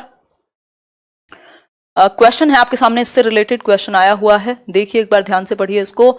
Mahesh a class 4th teacher, Mahesh हैं एक 4th क्लास के टीचर हैं। देखिए एक बार मैं यहां चेक कर लेती हूँ एक बार आज। बहुत बढ़िया, आप सभी हैं इसलिए बेस्ट है। हाँ, नेक्स्ट पॉइंट है Mahesh a class 4th teacher plans to sensitize the students to the concept of conservation of trees. एक क्लास 4th के टीचर हैं महेश, वो बच्चों को संवेदनशील बनाना चाहते हैं किस एक टॉपिक को लेके, कंजर्वेशन ऑफ ट्रीज, मतलब जो पेड़ है उनका संरक्षण। विच one of the following activities is most suited for this purpose. आप चाहते हैं कि बच्चे जो हैं वो पेड़ों को कंजर्व करने की बात करें, उनका संरक्षण की बात करें, तो इसके लिए इस पर्पज को सॉल्व करने के लिए कौन सी एक्टिविटी बेस्ट रहेगी। पहला ऑप्शन है motivating each student to adopt and nurture one tree. आप बच्चों को मोटिवेट करें कि भैया एक ट्री को अडॉप्ट कर लो और उसको नर्चर करो। या फिर encouraging students to participate in poster competition, poster बनाने वाले कंपटीशन में उनको लगाइए। या फिर making teams of students for group discussion, group discussion के लिए बिठा दीजिए, जैसे हमारे न्यूज चैनल्स पर होता रहता है, बहस पे बहस है, करने को कोई कुछ राजी नहीं है। या फिर कंडक्टिंग अ डिबेट कॉम्पिटिशन। फिर से अगेन देखो ये सारी चीजें अच्छी हैं, लेकिन बेस्ट क्या है? बेस्ट वो होगा जिसमें आप इन्वॉल्व होंगे डायरेक्टली। क्या है वो? Motivating each student to adopt and nurture one tree. जब एक पौधा बच्चा खुद उगाने की कोशिश करेगा, अडॉप्ट कर लेगा, तो वो सबसे ज्यादा जुड़ पाएगा, सबसे ज्यादा कंजर्वेशन सीख पाए। फिर आपको उसे सिखाने की जरूरत नहीं है, वो अपने आप सेंसिटाइज हो जाएगा, संवेदनशील बनेगा। तो ए ऑप्शन बेस्ट है, बाकी के तीनों सही हैं, लेकिन बेस्ट क्या है? वो ए ऑप्शन है। क्लियर हो गई यहां तक की बात? आगे बढ़ेंगे नेक्स्ट पॉइंट पर। नेक्स्ट पॉइंट देख लेते हैं, कुछ पॉइंट्स हैं इसमें, फिर उसके बाद क्वेश्चन पर भी आएंगे। पॉइंट देखते हैं एक बार। बहुत बढ़िया, सही है जी।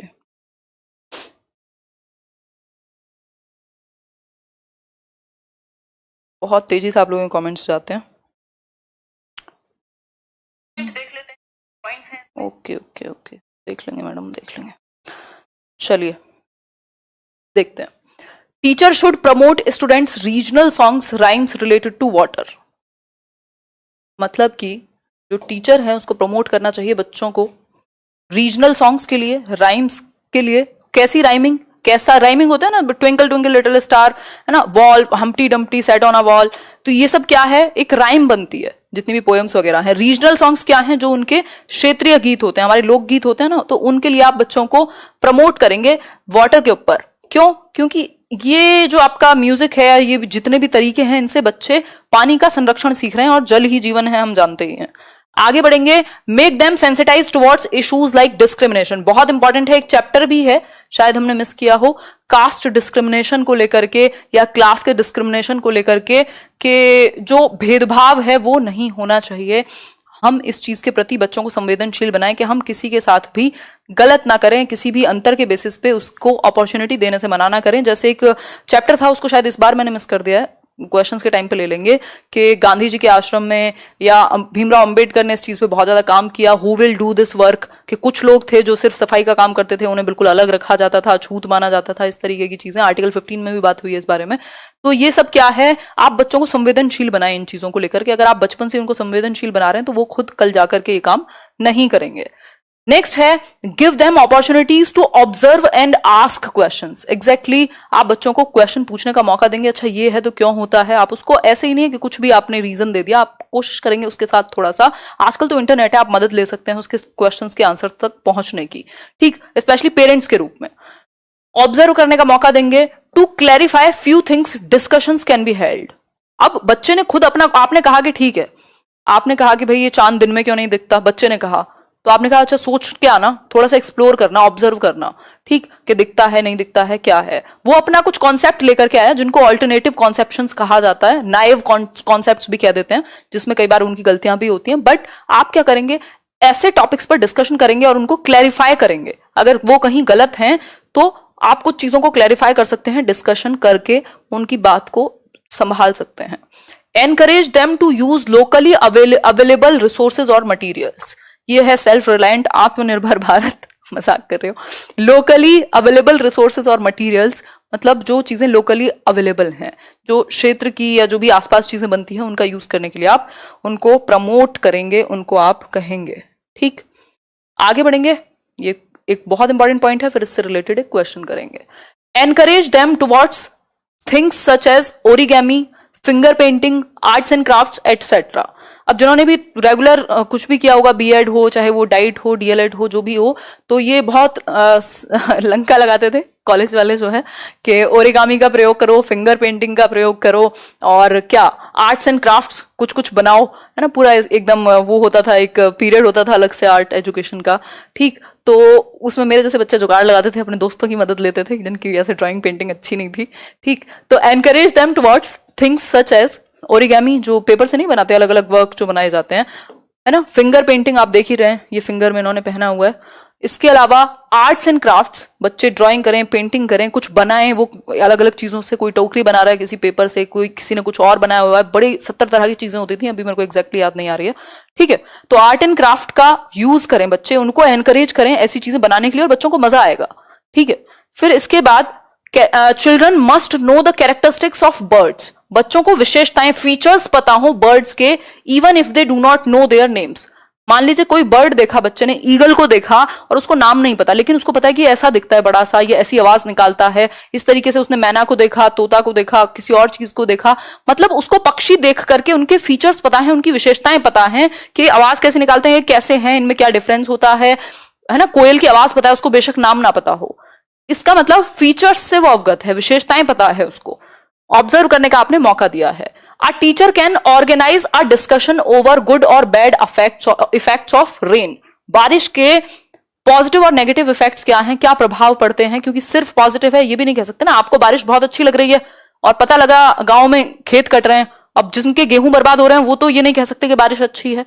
तो गुड और बैड इफेक्ट्स क्या हैं, और भी बहुत सारे इसके एनवायरमेंट के इफेक्ट हो सकते हैं, तो इन चीजों पर आप चर्चा कर सकते हैं क्लासरूम में। इससे क्या होगा, बच्चे पॉइंट्स ऑफ व्यू देख पाएंगे कि अलग अलग परिपेक्ष हो सकते हैं, किसी चीज को देखने के पर्सपेक्टिव्स हो सकते हैं। ऐसा नहीं है किसी ने फेसबुक पे पोस्ट डाल दिया पढ़ते हुए तो सब उसको कमेंट में गाली देने लग जाएं कि यार तुम तो पढ़ने का ड्रामा कर रहे हो। अरे यार, जब आप सेल्फी डालते हो, उसने एक पोस्ट डाल दिया तो क्या हो गया। तो हम पॉइंट्स ऑफ व्यू नहीं देखना चाहते, हम टॉलरेंट नहीं है ना, हम बहुत जल्दी जजमेंटल हो जाते हैं कई बार। आगे बढ़ेंगे, नेक्स्ट है क्वेश्चन, देखिए इसी से रिलेटेड क्वेश्चन क्या है। बहुत बढ़िया अजय जी, क्वेश्चन देखते हैं। क्वेश्चन है, in EVS children particularly enjoy learning crafts and arts in groups because. अब दो बातें हो गई, एक तो ग्रुप में बच्चे एंजॉय करते हैं किस चीज को, आर्ट एंड क्राफ्ट को, मतलब जो शिल्प है और कला है, ड्राइंग पेंटिंग कुछ बनाना हुआ, इन सब चीजों को बच्चे ग्रुप में एंजॉय करते हैं। तो इसका रीजन क्या है। पहला ऑप्शन है, it promotes peer learning, peer learning मतलब अपने जो सहकर्मी हैं, सहपाठी हैं, उनके साथ सीखने में उनको अच्छा लगेगा। या फिर इट इम्प्रूव सोशल लर्निंग, जो सामाजिक अधिगम है, क्योंकि बच्चे जो हैं अगर अलग अलग फैमिली से आए हुए हैं तो सोशल सोसाइटी का एक छोटा मिनिएचर वर्जन हो गया ना स्कूल, वहां आपको अलग अलग तरह के लोग मिल जाएंगे, तो वो सोशली ग्रुप्स में काम करना सीखेंगे। Children become happy and respond with enthusiasm when their creative works are appreciated. जब बच्चा कुछ पेंटिंग ड्राइंग करके लाया और उसको एप्रिशिएट किया आपने, वाह बहुत अच्छा किया है ना, इसको ऐसे कर सकते हो थोड़ा सा, तो वो एप्रिशिएटेड एंथुजियास्टिक फील करेगा, उसको मजा आएगा, अगली बार वो और 4 चीजें बना के लाएगा। It promotes discipline in the class. देखो डिसिप्लिन बहुत ज्यादा प्रमोट नहीं होगा इससे, इससे इवन ये भी हो सकता है कि हल्का फुल्का नॉइज भी क्रिएट हो जाए, क्योंकि बच्चे ग्रुप्स में हैं, डिस्कशन में हैं, कोई एक्टिविटी कर रहे हैं, तो थोड़ा बहुत तो नॉर्मल है कि थोड़ा बहुत नॉइज भी आ सकता है। तो आंसर क्या हुआ? सिंपल ABC, बी ऑप्शन इसका सही आंसर हो गया। यहां तक मुझे नहीं लगता आपको डाउट होगा। देखो पेडागोजी सिर्फ समझने की चीज है, रटने वाला कुछ नहीं है इसमें। कुछ चीजें याद रखनी होती हैं जो फैक्चुअल होती हैं, अदरवाइज तो ज्यादातर चीजें समझने की हैं। और आपको फंडे अप्लाई करने आने चाहिए, जरूरी नहीं है सेम भाषा में क्वेश्चन दे, लैंग्वेज ही चेंज करेगा हद से हद, बस आपको पकड़ना आ जाए कि बच्चे के लिए क्या अच्छा है। क्लियर हो गई बात? आगे बढ़ जाएं नेक्स्ट पॉइंट पर। नेक्स्ट है, अभी है थोड़ा सा डिस्कशन बाकी अपना। नेक्स्ट है children can consult their family members for things like cooking. Exactly हमने अभी बात की थी, अगर कुकिंग की बात करें, जो खाना बनाना है, वो अपने पेरेंट्स से या उनकी ग्रैंड माँ हैं, जो भी हैं घर पर लोग, उनसे खाने के बारे में बात कर सकते हैं, कि कुकिंग के बारे में बात कर सकते हैं। Discussion can be done on how fuel effect our environment. जो फ्यूल है, पेट्रोल है, डीजल है, इस तरह की चीजें हैं, वो कैसे हमारे पर्यावरण पर उनका क्या इंपैक्ट पड़ता है, क्या प्रभाव डालते हैं। Teacher can use news reports on the same. आप न्यूज रिपोर्ट्स दिखा सकते हो, कटिंग्स दिखा सकते हो बच्चे को किस चीज की, कि कैसे पॉल्यूशन बढ़ा है ड्यू टू कंजप्शन ऑफ किसका, पेट्रोल का, डीजल का। सीएनजी तो चलो बहुत कम वो करती है, कैसे हम सीएनजी पे मूव कर रहे हैं, तो ये सारी चीजें आप दिखा सकते हो कि कैसे जितने भी ये जो आपकी फैक्ट्री है, इन सब से कैसे अफेक्ट होता है एनवायरमेंट। तो इसके लिए आप न्यूज रिपोर्ट वगैरह का प्रयोग कर सकते हो। बहुत इंपॉर्टेंट है न्यूज रिपोर्ट का प्रयोग करना, ऐसी चीजों का प्रयोग करना, कल भी हमने डिस्कस किया था, न्यूज आर्टिकल्स हो सकते हैं, कुछ और ऐसी चीज हो सकती है जो रियल लाइफ से जोड़ पाए बच्चे को। क्लियर है बात? फिर है next, a teacher should include children's experiences into conversations. एक टीचर है जिसको बच्चे के एक्सपीरियंसेस को कन्वर्सेशंस में लाना चाहिए। फॉर एग्जाम्पल, मैं कई बार चीजें डिस्कस करती रहती हूँ, है ना, बीच में आ जाती है। अभी मैंने कमेंट्स देखे तो वो ऑब्वियस था कि मैं डिस्कशन करूं, इवन अभी उस पर डिस्कशन बाकी है ना, कि हमें इन चीज़ों में पढ़ना चाहिए या नहीं। मेरी भी एक फ्रेंड कल परसों डिस्कशन कर रही थी कि यार ये पढ़ाई वढ़ाई के टाइम पे या करियर के टाइम पे सिर्फ करियर पे ही फोकस करना चाहिए, और लोग बेकार में पढ़ जाते हैं, बड़ी प्रॉब्लम हो जाती है ये वो। तो हम लोग डिस्कस कर रहे थे, तो मैं उसको बोल रही थी उनका पॉसिबल नहीं है ना, कुछ लोगों का इंडिविजुअल डिफरेंसेस है। तो ये डिस्कशन इंपॉर्टेंट है, किस चीज़ पे? हवा में नहीं, चिल्ड्रंस एक्सपीरियंसेस। जो बच्चे हैं उनके अनुभव के आधार पर आप उन चीजों को, जो उनके अनुभव हैं, जो उनके एक्सपीरियंसेस, जो उनकी लाइफ में हो रहा है, आप उस पर बात कर पाए, कन्वर्सेशन कर पाए। ऐसा नहीं है आप तो जी मैं टीचर हूं ऐसे करके, और बिल्कुल बच्चे आपसे बोल भी नहीं सकते, ना वो बता सकते हैं आप अपने मन की कोई बात, ना आप कुछ उनको कहने देंगे। पता चलेगा कल आप पेरेंट्स के पास चले गए तो क्या होगा, एक्सपीरियंसेस पर आप डिस्कस नहीं कर पाएंगे। जरूरी नहीं है सारे बच्चों के ब्रेकअप के एक्सपीरियंसेस होंगे, छोटे बच्चे हैं उनके अपने एक्सपीरियंस होंगे, उन्होंने कुछ और देखा होगा अपने आसपास। क्लियर है बात? आगे बढ़ेंगे नेक्स्ट पॉइंट पर। देखते हैं एक बार नेक्स्ट कुछ पॉइंट्स देख लेते हैं। नेक्स्ट पॉइंट है, give them real life examples as much as possible. जितना हो सके उनको रियल लाइफ से जोड़ें, मतलब जो वास्तविक जीवन है उसके एग्जांपल्स दें। A story can be better taught by including role plays. Role play बहुत इंपॉर्टेंट, बहुत पॉजिटिव, लैंग्वेज में भी, इंग्लिश में भी, इंग्लिश पेडागोजी में भी। रोल प्ले से क्या होता है, ऑलमोस्ट 4 की 4 स्किल्स प्रभावित होती हैं अगर आपने उसको लिखने को और पढ़ के अपना रोल कहने को कह दिया तो। रोल प्ले से क्या होगा, a story can be taught by including, एक स्टोरी चल रही है, मान लो किसी पेड़ की या पेड़ों की कटाई के बारे में है, तो एक पेड़ बना हुआ है, वो रो करके दिखा रहा है बच्चा, दूसरी तरफ से कोई काटने वाला है, वो अपने बहुत ही गुस्से में है, तो ये रोल प्ले चलेगा, वो नाटकीय रूपांतरण कर रहे हैं एक तरीके से उसका। इससे क्या होगा, बच्चों की क्रिएटिविटी एनहेंस होगी, वो कुछ नए आइडियाज लेके आ पाएंगे। Give them opportunities by which they can learn by doing. Learning by doing बहुत इंपॉर्टेंट है, करके सीखना, ऐसी अपॉर्चुनिटी आपको देनी है। अपॉर्चुनिटीज जैसे जो वर्ड है, रोल प्ले जैसे जो वर्ड है, ऑब्जर्व करना है, ये सब बहुत ही इंपॉर्टेंट और पॉजिटिव वर्ड है अगर मैं देखूं पेडागोजी के पॉइंट ऑफ व्यू से। बहुत बढ़िया विशाल, हाँ बहुत बढ़िया रोशनी जी, क्या हुआ? जमाना बदल रहा है, आप कैसे जबरदस्ती कहेंगे कि नहीं जो हम कह रहे हैं वो करो? Let them give opportunities to help each other, एक दूसरे को हेल्प करना सीख पाए, कोऑपरेशन सीख पाए, बहुत इंपॉर्टेंट है, ह्यूमैनिटी ना भूलें हम। ठीक है, आगे बढ़ेंगे, क्वेश्चन कर लेते हैं इससे रिलेटेड। एक क्वेश्चन है, students in primary classes have a lot of alternate conceptions in many topics like living, non living, water cycle, plants etcetera. The sources of these alternate conceptions can be. मतलब कि अगर मैं बात करूं तो जो बच्चे हैं प्राइमरी क्लासेस के, उनके बहुत सारे ऑल्टरनेटिव कॉन्सेप्शंस बन जाते हैं। अब ये आपका ऐसा टॉपिक है जो आपको किसी भी सब्जेक्ट में देखने को मिल जाएगा, English pedagogy, child development and pedagogy, EVS pedagogy, कि बच्चों की कुछ गलत धारणाएं बन गई, उनको हम गलत ना कह के, रॉन्ग कॉन्सेप्शंस ना कह के ऑल्टरनेटिव कॉन्सेप्शंस कह देते हैं कि वैकल्पिक हैं, ये भी एक विकल्प है, इस तरह से भी सोचा जा सकता है। इनको नाइव कॉन्सेप्ट्स भी कह देते हैं।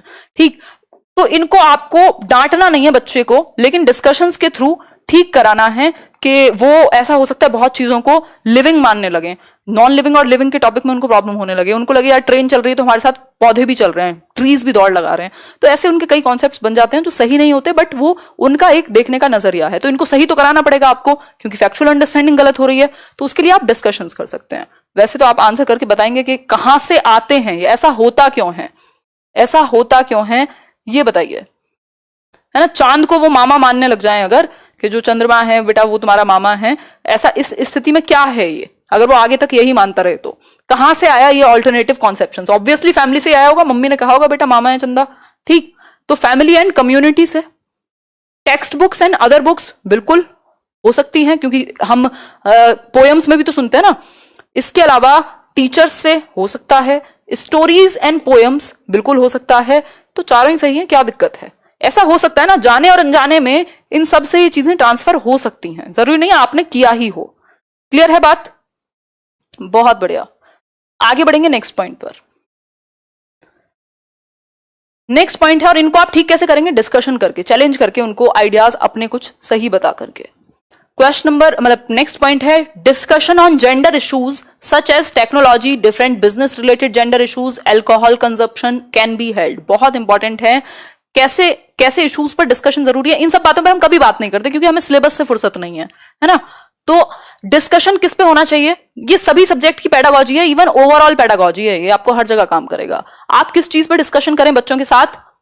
जेंडर इश्यूज, कि लड़के और लड़कियों में क्या अंतर है, क्यों बनाया हुआ है हमने, क्या सही है क्या गलत है, इस तरह के बहुत सारे बच्चों के आप विचार जान सकते हैं। उन पे थोपने की जगह आप विचार जान सकते हैं। अच्छा तुम्हें क्यों लगता है, अच्छा तुम्हें ऐसा क्यों लगता है कि नहीं लड़कियों को घर में रहना चाहिए, अच्छा क्यों रहना चाहिए, मतलब क्या है ऐसा, क्यों, इसके पीछे क्या रीजन है? तो डिस्कशन हो सकता है। ठीक, जेंडर इश्यूज पर, टेक्नोलॉजी पर, कि टेक्नोलॉजी बूम है अबून है, different business related gender issues, कि भाई ये सर्टेन बिजनेस है तो रियल एस्टेट है तो फीमेल नहीं जाएंगी, है ना, या कुछ और बिजनेस है तो यहां पर मेल ही होंगे सिर्फ। तो इस तरीके के डिस्कशन होने चाहिए कि कैब ड्राइवर महिलाएं क्यों नहीं मिलती हमें, पुरुष ही क्यों मिलते हैं ज्यादा। ठीक, फिर एल्कोहल कंजम्पशन, जहां मारपीट होती है, जिन बच्चों के घर में बुरी हालत है, वो देख रहे हैं रोज रात को फादर हैं और वो पूरा ड्रामा करके रखा हुआ है एल्कोहल कंजम्पशन की वजह से। तो इसकी वजह से क्या क्या इश्यूज होते हैं, इनको आप बच्चे के सामने डिस्कस कर सकते हैं। जब वो कल बड़ा होगा तो उसके दिमाग में ये चीजें रहेंगी, वो एक रिस्पॉन्सिबल सिटीजन बनेगा। फिर क्या है next, let them observe birds closely to know about them. आप बच्चों को पास से बर्ड्स को ऑब्जर्व करने देंगे। हो सकता है वो जब अपने एनवायरमेंट में होगा, कहीं भी पर्यावरण में होगा, तो वो ऑब्जर्व कर रहा होगा, बैठ के देख रहा होगा, अच्छा ये चिड़िया बैठी है, आवाज कर रही है, ऐसी आवाज है, ऐसी दिखती है ना। फिर वो आपस में लड़ाई कर रहे हैं कई बार।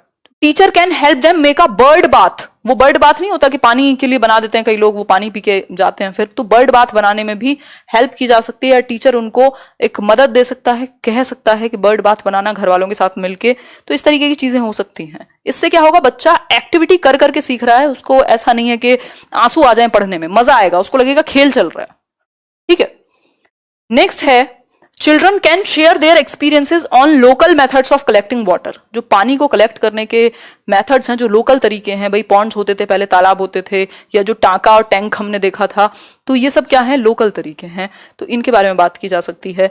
Things are independent in our environment, interdependent in our environment. एक बहुत ही इंपॉर्टेंट सी चीज है कि हम सभी क्या हैं, एक दूसरे पर आत्मनिर्भर हैं।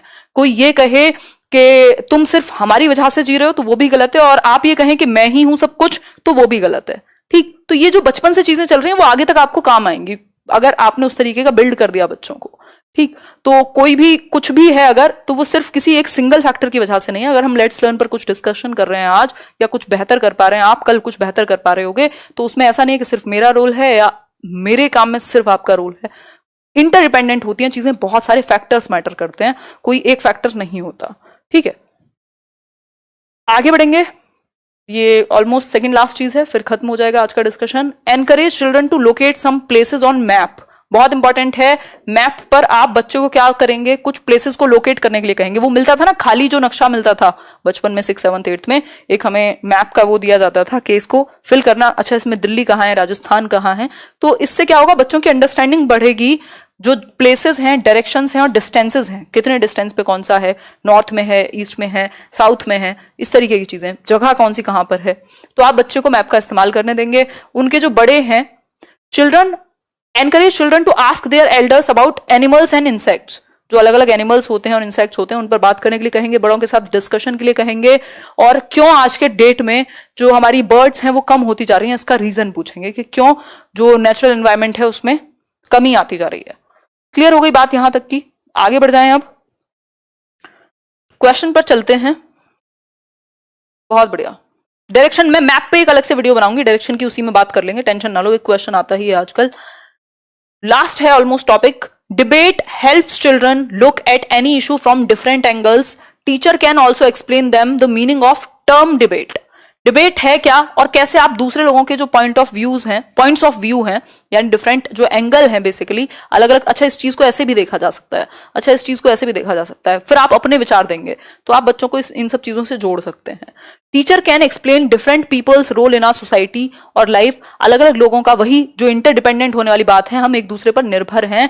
ऐसा नहीं है कि आप ही कहें नहीं हम सेल्फ रिलायंट हैं, बहुत अच्छी बात है, बट ऐसा हो ही नहीं सकता कि आप जीवित हों और सिर्फ आपके ही कारणवश हों, है ना। तो आपकी जिंदगी में अलग अलग लोगों का अलग अलग एक रोल है, सोसाइटी का हो चाहे वो फिर बाकी चीजों का हो, तो सबका अपना एक इंपॉर्टेंट रोल है। अगर कोई कूड़ा लेने भी आता है तो वो उसका एक बहुत इंपॉर्टेंट रोल है, आप ये सिखा सकते हैं उसको। ठीक, ऐसे गाड़ी वाला आया घर से कचरा निकाल, खुद मत चले जाना किसी दिन, कभी मम्मी दे दें कचरा समझ के, पीछे था एक क्वेश्चन। देखिए एक बार क्वेश्चन है आपके सामने, experimentation is one of the indicators of assessment. भाई प्रयोग करना, एक्सपेरिमेंट करना असेसमेंट का, आकलन का एक इंडिकेटर है कि हाँ आप प्रयोग कर रहे हैं, तो आपको देखा जा सकता है, ऑब्जर्व किया जा सकता है। Which one of the following is the most appropriate way of assessing experimentation? बच्चों को एक्सपेरिमेंट करते हुए देखना कौन सा एक बेहतर वे होगा बच्चों को असेस करने का, जब वो एक्सपेरिमेंट कर रहे हो तो कौन सा बेस्ट तरीका है उनको आकलन करने का। पहला ऑप्शन है क्रिएटिव राइटिंग, कुछ लिख के दिखाएंगे, डेमोन्स्ट्रेशन, हैंड्स ऑन एक्टिविटी या पिक्चर रीडिंग। फटाफट आंसर करो, बहुत ही हल्का सा क्वेश्चन है ये तो, खेल खेल में पढ़ाते हैं। हाँ बिल्कुल, खेल खेल में ही पढ़ना जरूरी है आरती जी, है ना, सीरियस होने के लिए बहुत ज्यादा सीरियस दिखने की जरूरत नहीं होती। गाड़ी वाले, हाँ बिल्कुल बिल्कुल सही है अमन। कूड़े वाले हम एग्जैक्टली दीपिका, बिल्कुल। हाँ केदार जी बताइए क्या समस्या आई आपको। मैम हिंदी में भी टाइपिंग कीजिए, जान ले लो बच्चे की यार, ट्रांसलेशन तो चल ही रहा है, समझ में आना चाहिए, वो इंपॉर्टेंट है ना। कई लोग तो इसीलिए डिसलाइक करके चले जाते हैं कि हिंदी में नहीं लिखा हमारे लिए, है? अच्छा लाइक कर देना, डिसलाइक से याद आया, है ना, लाइक शेयर कर देना जिन्होंने नहीं किया अभी तक और जिनको करना है ना। C option, hands on activity, बिल्कुल बहुत बढ़िया। हाथों की गतिविधि नहीं होगा ये, गतिविधि कह सकते हैं इसको, ठीक है, करके सीखना कह सकते हैं। बच्चे ने एक्सपेरिमेंट किया, वो कुछ कर रहा है, थोड़ा बहुत कुछ उसने एक्सपेरिमेंट किया, कुछ बनाया, कुछ किया, तो आप उसको क्या करेंगे, जब वो खुद से कर रहा होगा चीजें तब आप उसको ऑब्जर्व करेंगे। तो एक्सपेरिमेंट को असेस करने का सबसे अच्छा तरीका है जब वो खुद कुछ कर रहा हो तब उसको देखना। ये 5E मॉडल है, लेसन प्लानिंग में यूज किया जाता है, ठीक। 5E मॉडल है, इंस्ट्रक्शनल मॉडल कह सकते हैं। 5E है इसमें। पहला है एंगेज, आप बच्चे से कुछ क्वेश्चन पूछ के जो उसकी प्रीवियस नॉलेज से कनेक्ट करता हो उसको एंगेज कर सकते हैं, वो मेंटली एंगेज होगा किसी एक प्रॉब्लम को सॉल्व करने में, किसी एक जो भी आपने टॉपिक स्टार्ट करने वाले हैं उसके बारे में उसकी जो सोच है वो जागृत हो जाएगी, तो एंगेजमेंट शुरू हो जाएगी। फिर है एक्सप्लोर, अब आपने एंगेज कर दिया उसको कुछ क्वेश्चन पूछ के, अब आप उसको एक्सप्लोर करने का मौका देंगे इनसाइड और आउटसाइड द क्लासरूम, मतलब वो उसके बारे में थोड़ा सा और फ्री होकर के उसको एक्सप्लोर करेगा, इसमें और क्या हो सकता है, मतलब सर्च करेगा, ये कह सकते हैं आसान शब्दों में। फिर है एक्सप्लेन, अब आप उसको कुछ ऐसे फॉर्मल टर्म्स एक्सप्लेन कर सकते हैं जो चीजें उसने एक्सप्लोर की, कुछ मेथड्स, कुछ तरीके किसी प्रॉब्लम को सॉल्व करने का, या जो भी आप उनको अब फॉर्मल वर्ड्स में उनको आप बता दें कि भैया इसको ना ये कहते हैं, ये जो स्टेप है इसको ये कहते हैं, फॉर्मली आप एक्सप्लेन करते हैं। तो ये हुआ आपका फोर्थ स्टेप। थर्ड स्टेप फिर है आपका फोर्थ, इलेबोरेट, मतलब अब आप इसको इलेबोरेट कर सकते हैं, मतलब जो भी अब तक हुआ है उसको और अच्छे से टीचर क्लास में एक्सप्लेन करेगा। फिर फिफ्थ है इवेल्युएट, मतलब आकलन। ठीक, ये 5 ई बहुत इंपॉर्टेंट है, इनको जानने से ज्यादा इंपॉर्टेंट इनका नाम है सीटेट के लेवल पे।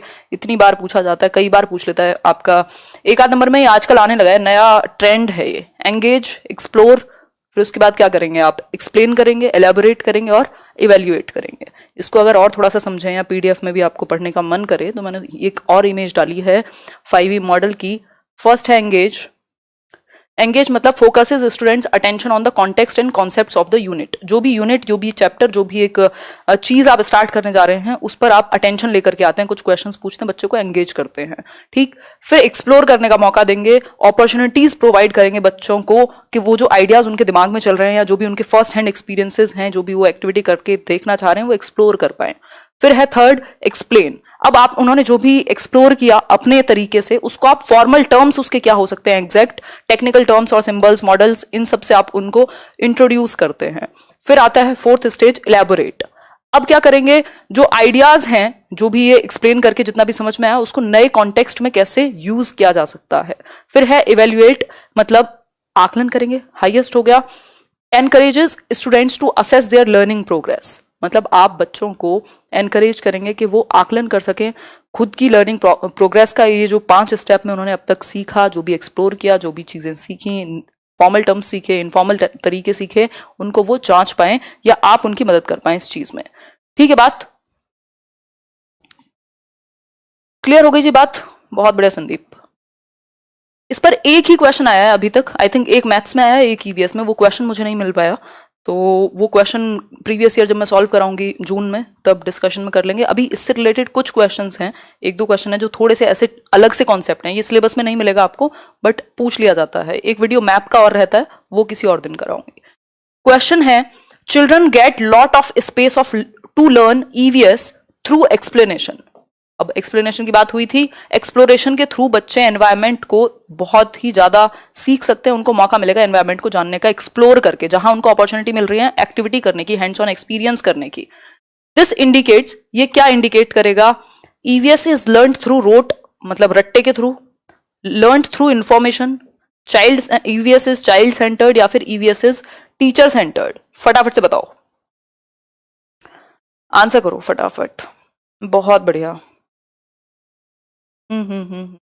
Great. C option, EVS is child centered, बिल्कुल बात सही है। एनवायरमेंटल स्टडीज क्या है, वो चाइल्ड सेंटर्ड है। एक और चीज हम यहाँ पे ध्यान रखेंगे, अभी जो हमने एक्सप्लोरेशन की बात की थी 5E मॉडल में, उसी की बात यहाँ हो रही है। और जो 5E मॉडल है वो कंस्ट्रक्टिविज्म पर बेस्ड है, मतलब रचनावाद पर, कि बच्चा करके सीख पाए, एक्टिविटी हो पाए, लर्निंग बाय डूइंग हो पाए। टीचर क्या है, फैसिलिटेटर है, बच्चों को एक्सप्लोर करने का आप पूरा मौका देते हैं। तो ये भी बात यहाँ जानने वाली है कि बच्चों को आप कंस्ट्रक्ट करने का मौका देते हैं कुछ, और जिसकी वजह से वो सीख पाता है। ये मैं आजकल कम्युनिटी में डेली शेयर करना भूल जाती हूँ और कई लोगों को नोटिफिकेशन पहुंच नहीं पाता। 1 मिनट का समय दो, आगे बढ़ेंगे नेक्स्ट क्वेश्चन पर। आजा भाई। नेक्स्ट क्वेश्चन है, what is the full form of BALA. ठीक है, तो ये अक्षय कुमार वाला बाला नहीं है, वो जो गाना चल रहा था अभी फेमस। ठीक है, तो बाला की फुल फॉर्म बतानी है। 4 ऑप्शंस आपके सामने हैं, आंसर कर दीजिए फटाफट से। हमारा पूरा सिस्टम ही अब चाइल्ड सेंटर्ड बन चुका है या बनने की तरफ है। अब कुछ जो चेंजेस हैं वो हमें अपने एंड पर लाने हैं, सिलेबस तो चेंज हो ही चुका है। बहुत बढ़िया, जितने भी लोग बी आंसर कर रहे हैं उनका ठीक है। ये सी वाले कौन है भाई? सी कह रहा है ब्रेल एडेड लर्निंग असेसमेंट। ऐसा कुछ नहीं होता, ब्रेल एडेड की बात यहाँ नहीं चल रही है, बात चल रही है बिल्डिंग एज लर्निंग एड की, मतलब बिल्डिंग को लर्निंग एड के रूप में इस्तेमाल किया जा सके। यानी कि आप देखते हैं आज की डेट में आपको आपकी जो बिल्डिंग है इतने सारे चार्ट्स बने, मतलब एक बिल्कुल प्रिंटेड वो बने हुए हैं, पेंट की हुई हैं वॉल्स जिस पे कुछ कुछ इन्फॉर्मेशन है, कहीं पर कुछ प्लैनेट्स का ही बनाया हुआ है, कहीं पर कुछ और बनाया हुआ है, कोई साइंस का कोई टूल बनाया हुआ है। मतलब बिल्डिंग जो है उसके थ्रू भी बच्चे सीख रहे हैं, जब वो घूमते फिरते खेलते कूदते भी वो चीजें देख रहे हैं, ऑब्जर्व कर रहे हैं। For example, what is the full form of BALA? BALA stands for building as learning aid, B option. RTE में इसकी बात हुई थी, आरटीई 2009 में, राइट टू एजुकेशन एक्ट 2009, सभी को शिक्षा लेने का अधिकार है। आप इंफ्रास्ट्रक्चर में ऐसा परिवर्तन करते हैं कि हर एक बच्चा सीख सके अपने इंटरेस्ट अपनी एबिलिटी के अनुसार। अगर हम बात करें, हमने इंफ्रास्ट्रक्चर में चेंजेस किए हुए हैं, हमने अगर हम बात करें दिल्ली के बहुत सारे स्कूल्स में जो सीढ़ियां हैं उनको हटा करके हमने स्लोप बना दिया, रैंप बना दिया, ताकि जो बच्चा चल के जा सकता है वो भी जा सके, जिसको बैसाखी की जरूरत है वो भी जा सके उस रैंप पर, और एक व्हील चेयर लेकर के भी जाया जा सके। मतलब हमने इंफ्रास्ट्रक्चर में ऐसे बहुत सारे चेंजेस किए हैं जिसकी वजह से लर्निंग बेहतर हो सके, बिल्डिंग अपने आप में एक एड का काम करे, एक हेल्प का काम करे, एक बेहतर सप्लीमेंट का काम करे लर्निंग को बढ़ावा देने में। ठीक है, तो इसलिए जो आंसर है वो बी हो गया। फॉर एग्जाम्पल अगर आप देखना चाहें इसके एग्जाम्पल, जैसे बच्चे क्या हैं, खड़े हुए हैं, ये जो फर्श है, ये इस फ्लोर पर सांप सीढ़ी बनी हुई है, नंबर्स का पूरा एक गेम बना हुआ है। यहाँ सामने एक क्या है, वॉल है, उस वॉल पर इंडिया का मैप है। आप देखते हैं गवर्नमेंट स्कूल्स में स्पेशली, या नॉर्मल स्कूल्स में भी दिख जाएंगे कि आपको ये सारी चीजें पेंटेड मिल रही हैं। इसका रीजन क्या है? जो बिल्डिंग है वो भी लर्निंग एड के रूप में काम आ रही है, आपके टीचिंग लर्निंग मटेरियल की तरह काम में आ पा रही है। ठीक, यहाँ जो है वो प्लानट का पूरा एक स्ट्रक्चर बना हुआ है, यहाँ मिसाइल बनी हुई है, जीएसएलवी, और ये सारी क्या है, ये बिल्डिंग काम कर रही है लर्निंग एड का, सप्लीमेंट कर रही है आपकी लर्निंग को। यहां से तो कोई भी बफरिंग है नहीं, तो हम नहीं मानेंगे बफरिंग की बात। क्लियर हो गई बात? ठीक है यार, लड़ते क्यों रहते हो आपस में, इतने छोटे बच्चे हो। चलो आगे देखते हैं। A railway time table can be brought to classroom, help the children to learn how to read the timetable. You can use timetable to devise many interesting activities to teach geography, mathematics, etc. इतना important question है, एक number कहीं नहीं गया आपका, minimum एक number अगर आप इसको सही तरीके से समझ पाते हैं।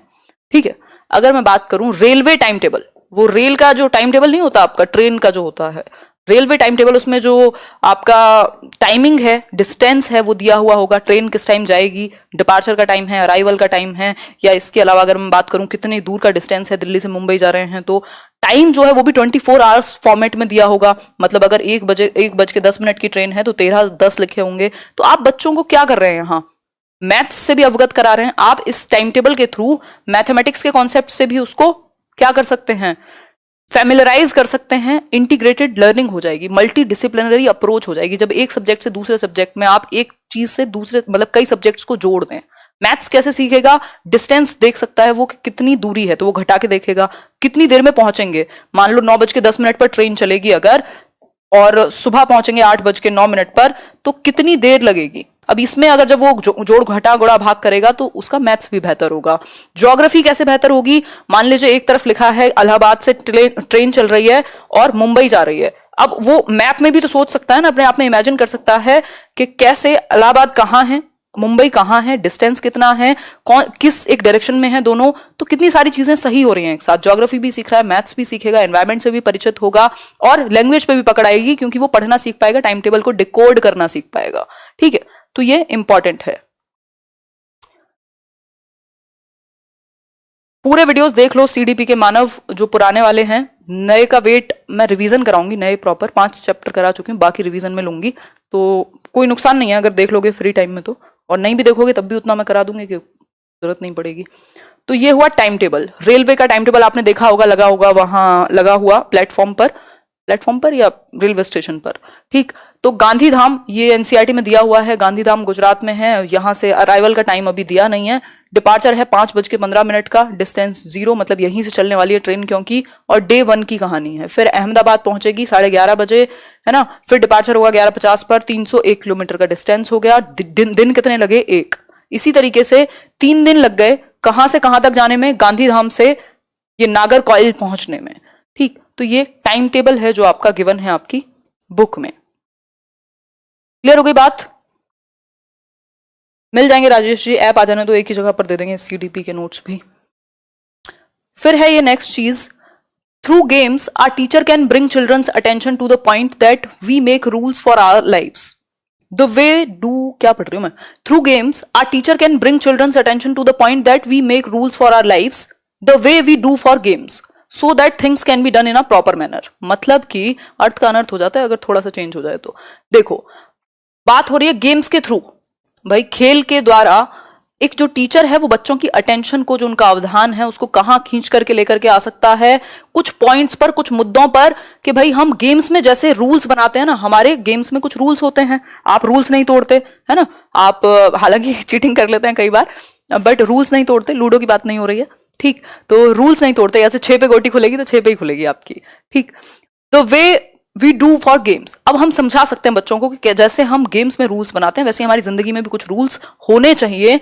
उसका रीजन क्या है, ताकि चीजें जो हैं वो प्रॉपर मैनर में चल सकें। ऐसे ब्रेकअप हो गया तो दुनिया नहीं छोड़ के चले जाएंगे, काम करेंगे। तो आपकी जिंदगी में चीजें क्या हैं, कंसिस्टेंट होती हैं कुछ, और वो होनी चाहिए, स्टेबल होनी चाहिए, है ना, रूल्स होने चाहिए, है ना। ऐसे सेल्फ रिस्पेक्ट से ऊपर कुछ नहीं, दुनिया भर की चीजें हैं, झूठ नहीं बोलेंगे या जो भी है, इतने सारे वैल्यूज हैं, नॉर्म्स हैं। आपने क्या क्या बनाया हुआ है, अपना एक कॉन्स्टिट्यूशन बनाया हुआ है अपने लिए, ठीक। तो अगर मैं बात करूं यहां, तो गेम्स में रूल्स होते थे, गेम ऑफ लाइफ चल रहा है, मारियो बचपन में खेला होगा कुछ लोगों ने, ठीक। तो वैसे ही आपकी लाइफ में भी रूल्स होने चाहिए। आप बच्चों को इस चीज के प्रति जागरूक कर सकते हैं, अटेंशन ला रहे हैं, लाइफ स्किल सिखा रहे हैं आप बच्चे को एक। क्लियर हो गई बात? बहुत बढ़िया, आगे बढ़े। हाँ, चल जाएगी मोहित केवीएस में, बट कोई और बुक भी आपको साथ में लेनी पड़ेगी, या नोट्स बना लेना, मैं जो कराऊं उसके। फिर है discussion can be done about discrimination. ये बार बार एनसीईआरटी में इस बात पर जोर दिया गया है कि जो ये भेदभाव है या डिस्क्रिमिनेशन है, चाहे वो किसी भी बेसिस पे हो, कास्ट, क्रीड, क्लास, जेंडर, जिस भी बेसिस पे हो, वो नहीं होना चाहिए। डिस्क्रिमिनेशन के ऊपर क्या होने चाहिए, डिस्कशन होने चाहिए कि जो गेम्स हैं, गेम्स में डिस्क्रिमिनेशन ना हो on the basis of gender, caste and class, कि महिलाओं के लिए अलग रूल्स या उनको मौके नहीं मिल रहे हैं, एक पर्टिकुलर क्लास है जिसको मौके नहीं मिल रहे हैं, एक पर्टिकुलर कास्ट है जिसको अछूत मान रहे हैं लोग। अनटचेबिलिटी पर भी आप डिस्कशन करा सकते हैं, ठीक है। बच्चों को एक साथ खाना खाने के लिए भी कभी कभी आप उत्साहित कर सकते हैं, कह सकते हैं, क्या कहें, एनकरेज कर सकते हैं कि वो साथ में बैठ करके खाएं, ठीक। एक दूसरे की लैंग्वेज को रिस्पेक्ट करें, ये सारी चीजें। नेक्स्ट है encourage children to observe flowers closely. आप क्या करेंगे, बहुत बढ़िया, सीडीपी के वीडियोस देख लो, नोट्स अपने हाथों से बनाना, उससे अच्छा कुछ नहीं हो सकता। चलो चलो कोई बात नहीं है, क्या खेल खेलते रहते हो कमेंट्स में। Encourage children to observe flowers closely. आप बच्चों को कहेंगे कि जब तुम कहीं भी जाते हो या तुम जब देखते हो चीजें, तो फ्लावर्स को क्लोजली ऑब्जर्व करो, मतलब पास से देखो उनको, बहुत ध्यान से ऑब्जर्व करो, अवलोकन करो उनका, कि पेटल्स का उनका क्या टाइप रहता है। यहाँ पे आप देखते होंगे, कभी आपने ध्यान से देखा होगा, क्या मतलब शेप कैसी है, कैसे एक फ्लावर दूसरे फ्लावर से अलग है, एक फूल से दूसरा फूल। कुछ फ्लावर्स जो हैं वो सिंगल सिंगल होते हैं, कुछ जो है वो बंचेस में होते हैं, इकट्ठे होते हैं, है ना। ये तो हमने बना दिया है, ठीक है, बुके बना दिया है। The children should be help to group flowers. बच्चों को ग्रुप करना मतलब क्लासिफाई कर पाएंगे, वो वर्गीकरण सीख पाएंगे, ग्रुप में डाल पाएंगे, based on easily observable characteristics. कुछ कैरेक्टरिस्टिक्स, कुछ विशेषताएं ऐसी होती हैं जिनको बच्चा तुरंत देख करके पहचान सकता है, जैसे नंबर ऑफ पेटल्स। जो ये पेटल्स हैं कितने हैं, नंबर कितने हैं, किसी में कम है, किसी में ज्यादा है, ठीक। कलर क्या है, भाई येलो कलर का एक साइड रख देगा, रेड कलर का एक साइड रख देगा। वेदर इन बंचेस और नॉट, गुच्छे में है या अलग अलग हैं। तो ये सब क्या हुआ, क्लासिफिकेशन की स्किल सिखा रहे हैं आप बच्चे का, ऑब्जर्वेशन बेहतर होगा, बहुत इंपॉर्टेंट है। आगे बढ़ेंगे नेक्स्ट पॉइंट पर। नेक्स्ट पॉइंट क्या है देख लेते हैं। नेक्स्ट क्वेश्चन है इससे related, which one of the following is a group of roots. भाई जड़ों का ग्रुप, क्लासिफिकेशन से क्वेश्चन आ गया। जरूरी नहीं है आपको भाषा हमेशा सेम मिले, थोड़ा सा चेंज करेगा लैंग्वेज में, थोड़ा सा चेंज करेगा नेचर में, आसपास का कुछ पूछ लेगा। क्वेश्चन में क्या पूछा, हम क्लासिफिकेशन पढ़ रहे थे, ग्रुपिंग पढ़ रहे थे, आप बच्चों को फ्लावर्स को ऑब्जर्व करने के लिए कह रहे थे, और इसी तरीके से आप बच्चों को प्लांट्स को ऑब्जर्व करने को भी कह सकते हैं। वहीं से एक क्वेश्चन बन गया। क्वेश्चन क्या है कि कौन सा एक ग्रुप सही है इनमें से। रूट्स का ग्रुप है, जड़ों का समूह है, जड़ों का समूह। ऑप्शन देखिए, beetroot, potato, ginger, carrot, turmeric, ginger, sweet potato, radish, turmeric, या फिर कैरेट, बीट रूट और रेडिश। बड़ा भयंकर सा क्वेश्चन बना दिया, देखने में आसान है, बिल्कुल डी ऑप्शन सही है आपका। क्यों? क्योंकि जो कैरेट है गाजर आपकी, बीट रूट जो चुकंदर है और जो मूली है, तीनों जड़ों के प्रकार हैं, बाकी में कुछ कुछ लोचा है। ठीक है, आगे बढ़ेंगे नेक्स्ट पॉइंट पर। नेक्स्ट एक पॉइंट है, a visit can be organized to a construction site nearby, a visit can be organized to a construction site nearby so children can interact with the people working there.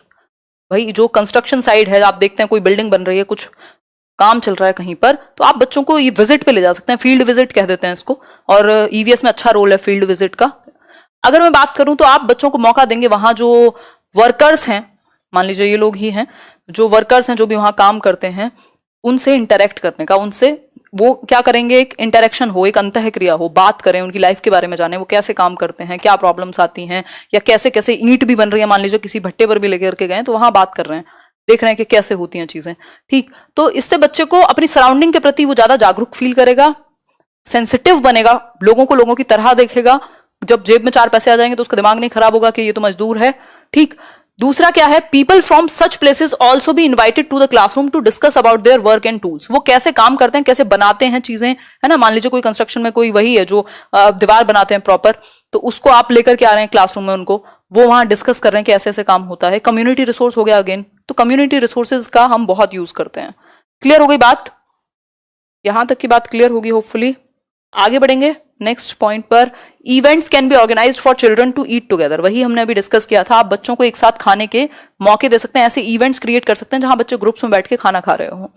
Late children think about the solutions of issues such as drinking fights in the families. वही बात जो हमने कल discuss की थी, alcohol पर जो लड़ाइयां होती हैं फैमिलीज में, उस पर डिस्कशन, उनके इश्यूज का क्या सॉल्यूशन हो सकता है, बच्चे क्लासरूम में अपना अपना पॉइंट ऑफ व्यू दें, अपना एक्सपीरियंस शेयर करें। ठीक, charts and posters can be prepared by the children with the support of teachers. इसके खिलाफ जो एल्कोहलिज्म है या लड़ाइयां हैं या डिस्क्रिमिनेशन है या इंटॉलरेंस है या फिर अनटचेबिलिटी है, इनके प्रति पोस्टर्स बनवा सकते हैं आप, चार्ट्स बनवा सकते हैं क्लासरूम में, कोई एक रैली निकाल सकते हैं, इस तरीके का कुछ कुछ काम आप कर सकते हैं। क्वेश्चंस इतने कराए जाएंगे शिवानी, अभी तो डिस्कशन है। Tables can be used to categorize things such as soluble और इनसॉल्यूबल। बहुत इंपॉर्टेंट है, टेबल्स नहीं होती, हम टेबल बनाते हैं भाई, इस साइड हम रखेंगे सॉल्यूबल चीजों को, इस साइड हम रखेंगे इनसॉल्यूबल चीजों को, मतलब जो घुलनशील और अघुलनशील। ठीक, तो इस केस में टेबल बनाई जा सकती है कैटेगरी वर्गीकरण के लिए, सॉल्यूबल और इनसॉल्यूबल चीजों को। भाई पानी में क्या घुलनशील है, तो नमक को एक साइड लिख दिया, पत्थर को एक साइड डाल दिया। ठीक, तो सॉल्यूबल इनसॉल्यूबल क्या होगा, इससे लिस्ट बनाने का, बच्चों को ये एक्टिविटी करने का मौका खुद भी दे सकते हैं। Children can be encouraged to learn the languages spoken by their friends. बच्चों को आप एनकरेज करें कि वो भाषाएं भी सीख लें जो उनके दोस्त बोलते हैं। अब बच्चे को बचपन में ये नहीं रहता अरे बड़ा मुश्किल है, ये है वो है, उसको मजा आता है कुछ भी करने में, तो वो हो सकता है 4 भाषाएं भी सीख ले या बहुत सारे शब्द सीख ले, पूरी भाषा ना सीखे तो। ठीक, उससे क्या होगा, ज्यादा भाषाएं, जितनी ज्यादा भाषाएं आप जानते हैं उतना आपका संज्ञानात्मक स्तर बेहतर होता है। दिस वुड हेल्प, यानी cognitive level, this would help them appreciate and respect other languages. अगर नहीं भी सीखे भाषा तो 1-2 शब्द, 2-4 शब्द कुछ तो सीखेंगे, उससे होगा क्या, सेंसिटिव बनेंगे, दूसरी भाषाओं की रिस्पेक्ट करना सीखेंगे। ठीक है, तो ये एक बेसिक सी बात हुई। यूनिटी इन डाइवर्सिटी की कहानी चल रही है घुमा फिरा करके हर एक पॉइंट में।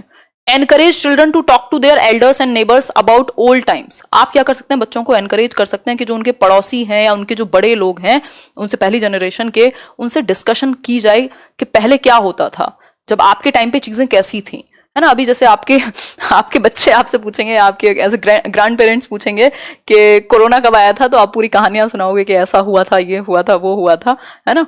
तो पुराने समय के बारे में बच्चों को एनकरेज किया जाए कि पूछना अपने दादी दादा से जाके, अपने नानी नाना से जाके, अपने मम्मी पापा से जाके कि उनके टाइम पे चीजें कैसे होती थी। ठीक है, क्या हुआ Sangeeta. This would help them develop their understanding of history. History की एक अंडरस्टैंडिंग, एक टाइमलाइन बनेगी उनके दिमाग में। जैसे मेरी नानी बहुत कहानियां सुनाती थी हमें बचपन में, अभी तक भी अगर उनके साथ बैठ जाओ तो, कि अंग्रेज आते थे और ये होता था, वो होता था, और पूरा उन्होंने पूरा कहानी सुनाई है।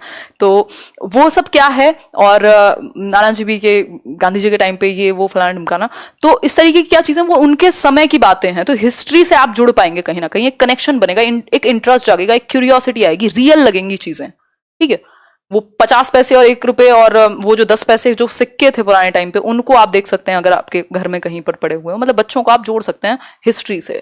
Talk to children about various sources of history such as maps, pictures, excavated things, books, records and ledgers. देखो अगर मैं बात करूं यहां पर अभी बताऊंगी अंशु।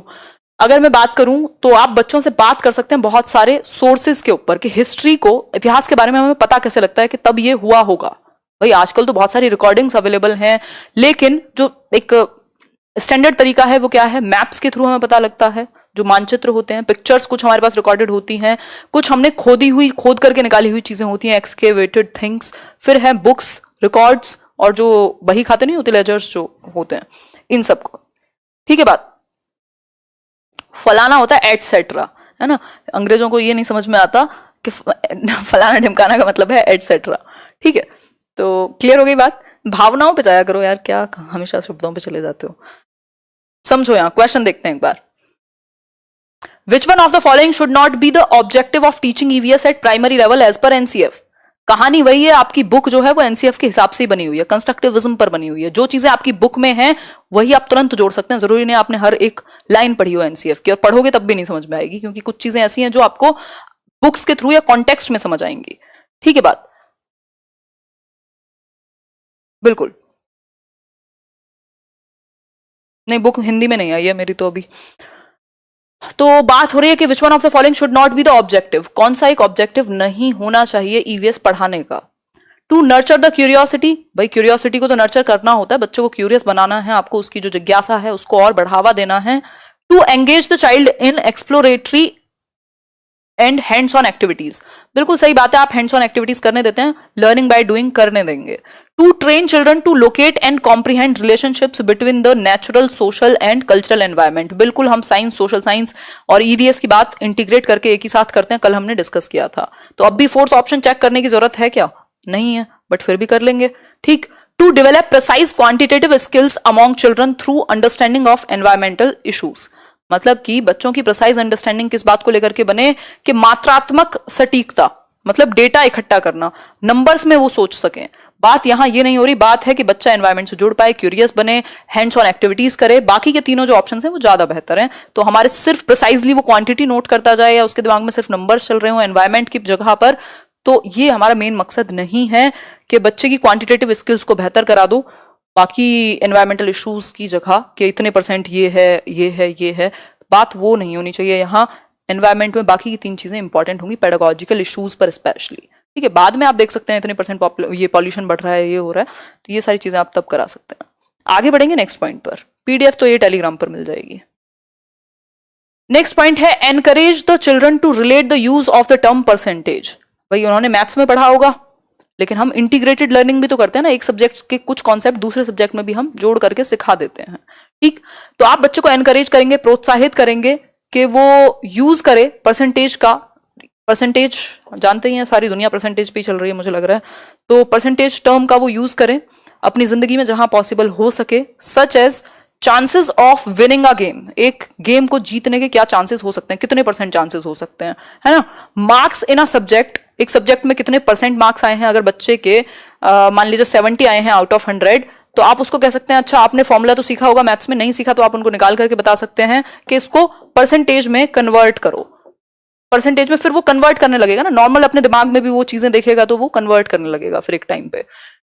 डिस्काउंट सेल्स, मान लो कहीं पे सेल चल रही है, ऐसे 50% डिस्काउंट है ना, तो आप पूछ सकते हो कि 50% कितना होगा 3500 का, है ना, तो वो कैलकुलेट करके समझ पाएंगे।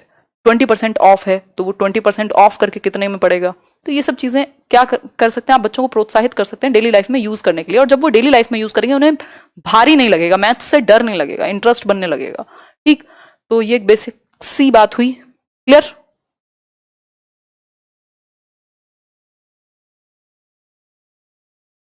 बहुत बढ़िया कोमल, बहुत बढ़िया। आगे बढ़ेंगे, नेक्स्ट पॉइंट पर बढ़ेंगे। नहीं लेट हो जाता है तो बहुत सारे लोग हैं उनको सोना होता है, भाई बच्चे हैं और स्कूल तो आजकल नहीं जाते। खैर नेक्स्ट है news items on issues related to untouchability, वही छूत कहेंगे इसको, या अनटचेबिलिटी के ऊपर आप न्यूज आर्टिकल्स पढ़वा सकते हो बच्चों को। अपॉर्चुनिटी दें बच्चों को उनके अनुभव शेयर करने के, जैसे कि कैसे discussions can be held on the issues such as similar games for boys and girls, के जो गेम्स हैं, जो आपके खेल हैं वो सेम होने चाहिए, सिमिलर होने चाहिए बॉयज और गर्ल्स दोनों के लिए। ऐसा नहीं है कि लड़के कहें कि नहीं क्रिकेट तो सिर्फ लड़कों का ही गेम है और लड़कियां कहें कि नहीं खो खो तो हम ही खेलेंगे, वो नहीं होना चाहिए। तो जेंडर इक्वालिटी की आप बात करेंगे, ठीक है। आगे बढ़ेंगे, लास्ट पॉइंट है आज के लिए, और फोटो देख करके आप बताएंगे कमेंट करके कि कौन है respected ma'am. Encourage children to use their experiences and imagination about forest. जंगलों के बारे में वो क्या सोचते हैं, उनकी क्या इमेजिनेशन है, उन्होंने किसी मूवी में देखा तो उसके बारे में वो बता पाए। फिर है are teacher should be sensitive while listening some problems of children. एक जो टीचर है वो सेंसिटिव होना चाहिए उसको, मतलब मान लीजिए किसी के घर में अल्कोहलिज्म की बात चल रही है, अभी जो हम बात कर रहे थे कि जो लिकर का यूज है उस पर लड़ाइयां जो होती हैं घर में, उसका डिस्कशन चल रहा हो क्लास में, एक बच्चा हंसी उड़ा रहा है अपने दोस्त की, अरे इसके घर में तो इसके पापा ऐसे ही करते हैं। अब टीचर का सेंसिटिव होना जरूरी है, टीचर का सेंसिटिव होना जरूरी है। पता चले टीचर भी उसी बात पे मजाक उड़ाने में लगा हुआ है ना, तो उससे क्या होगा, बच्चे की क्यूरियोसिटी भी दबेगी, उसका सेल्फ एस्टीम भी डाउन होगा, उसका सेल्फ रिस्पेक्ट भी डाउन होगा, वो अगली बार खुद को एक्सप्रेस नहीं करेगा। तो टीचर का संवेदनशील होना जरूरी है कि आप जब कोई कुछ बोल रहा हो तो सुन पाए एटलीस्ट उसको, जरूरी नहीं है अपना जजमेंट बीच में घुसा दें। ठीक।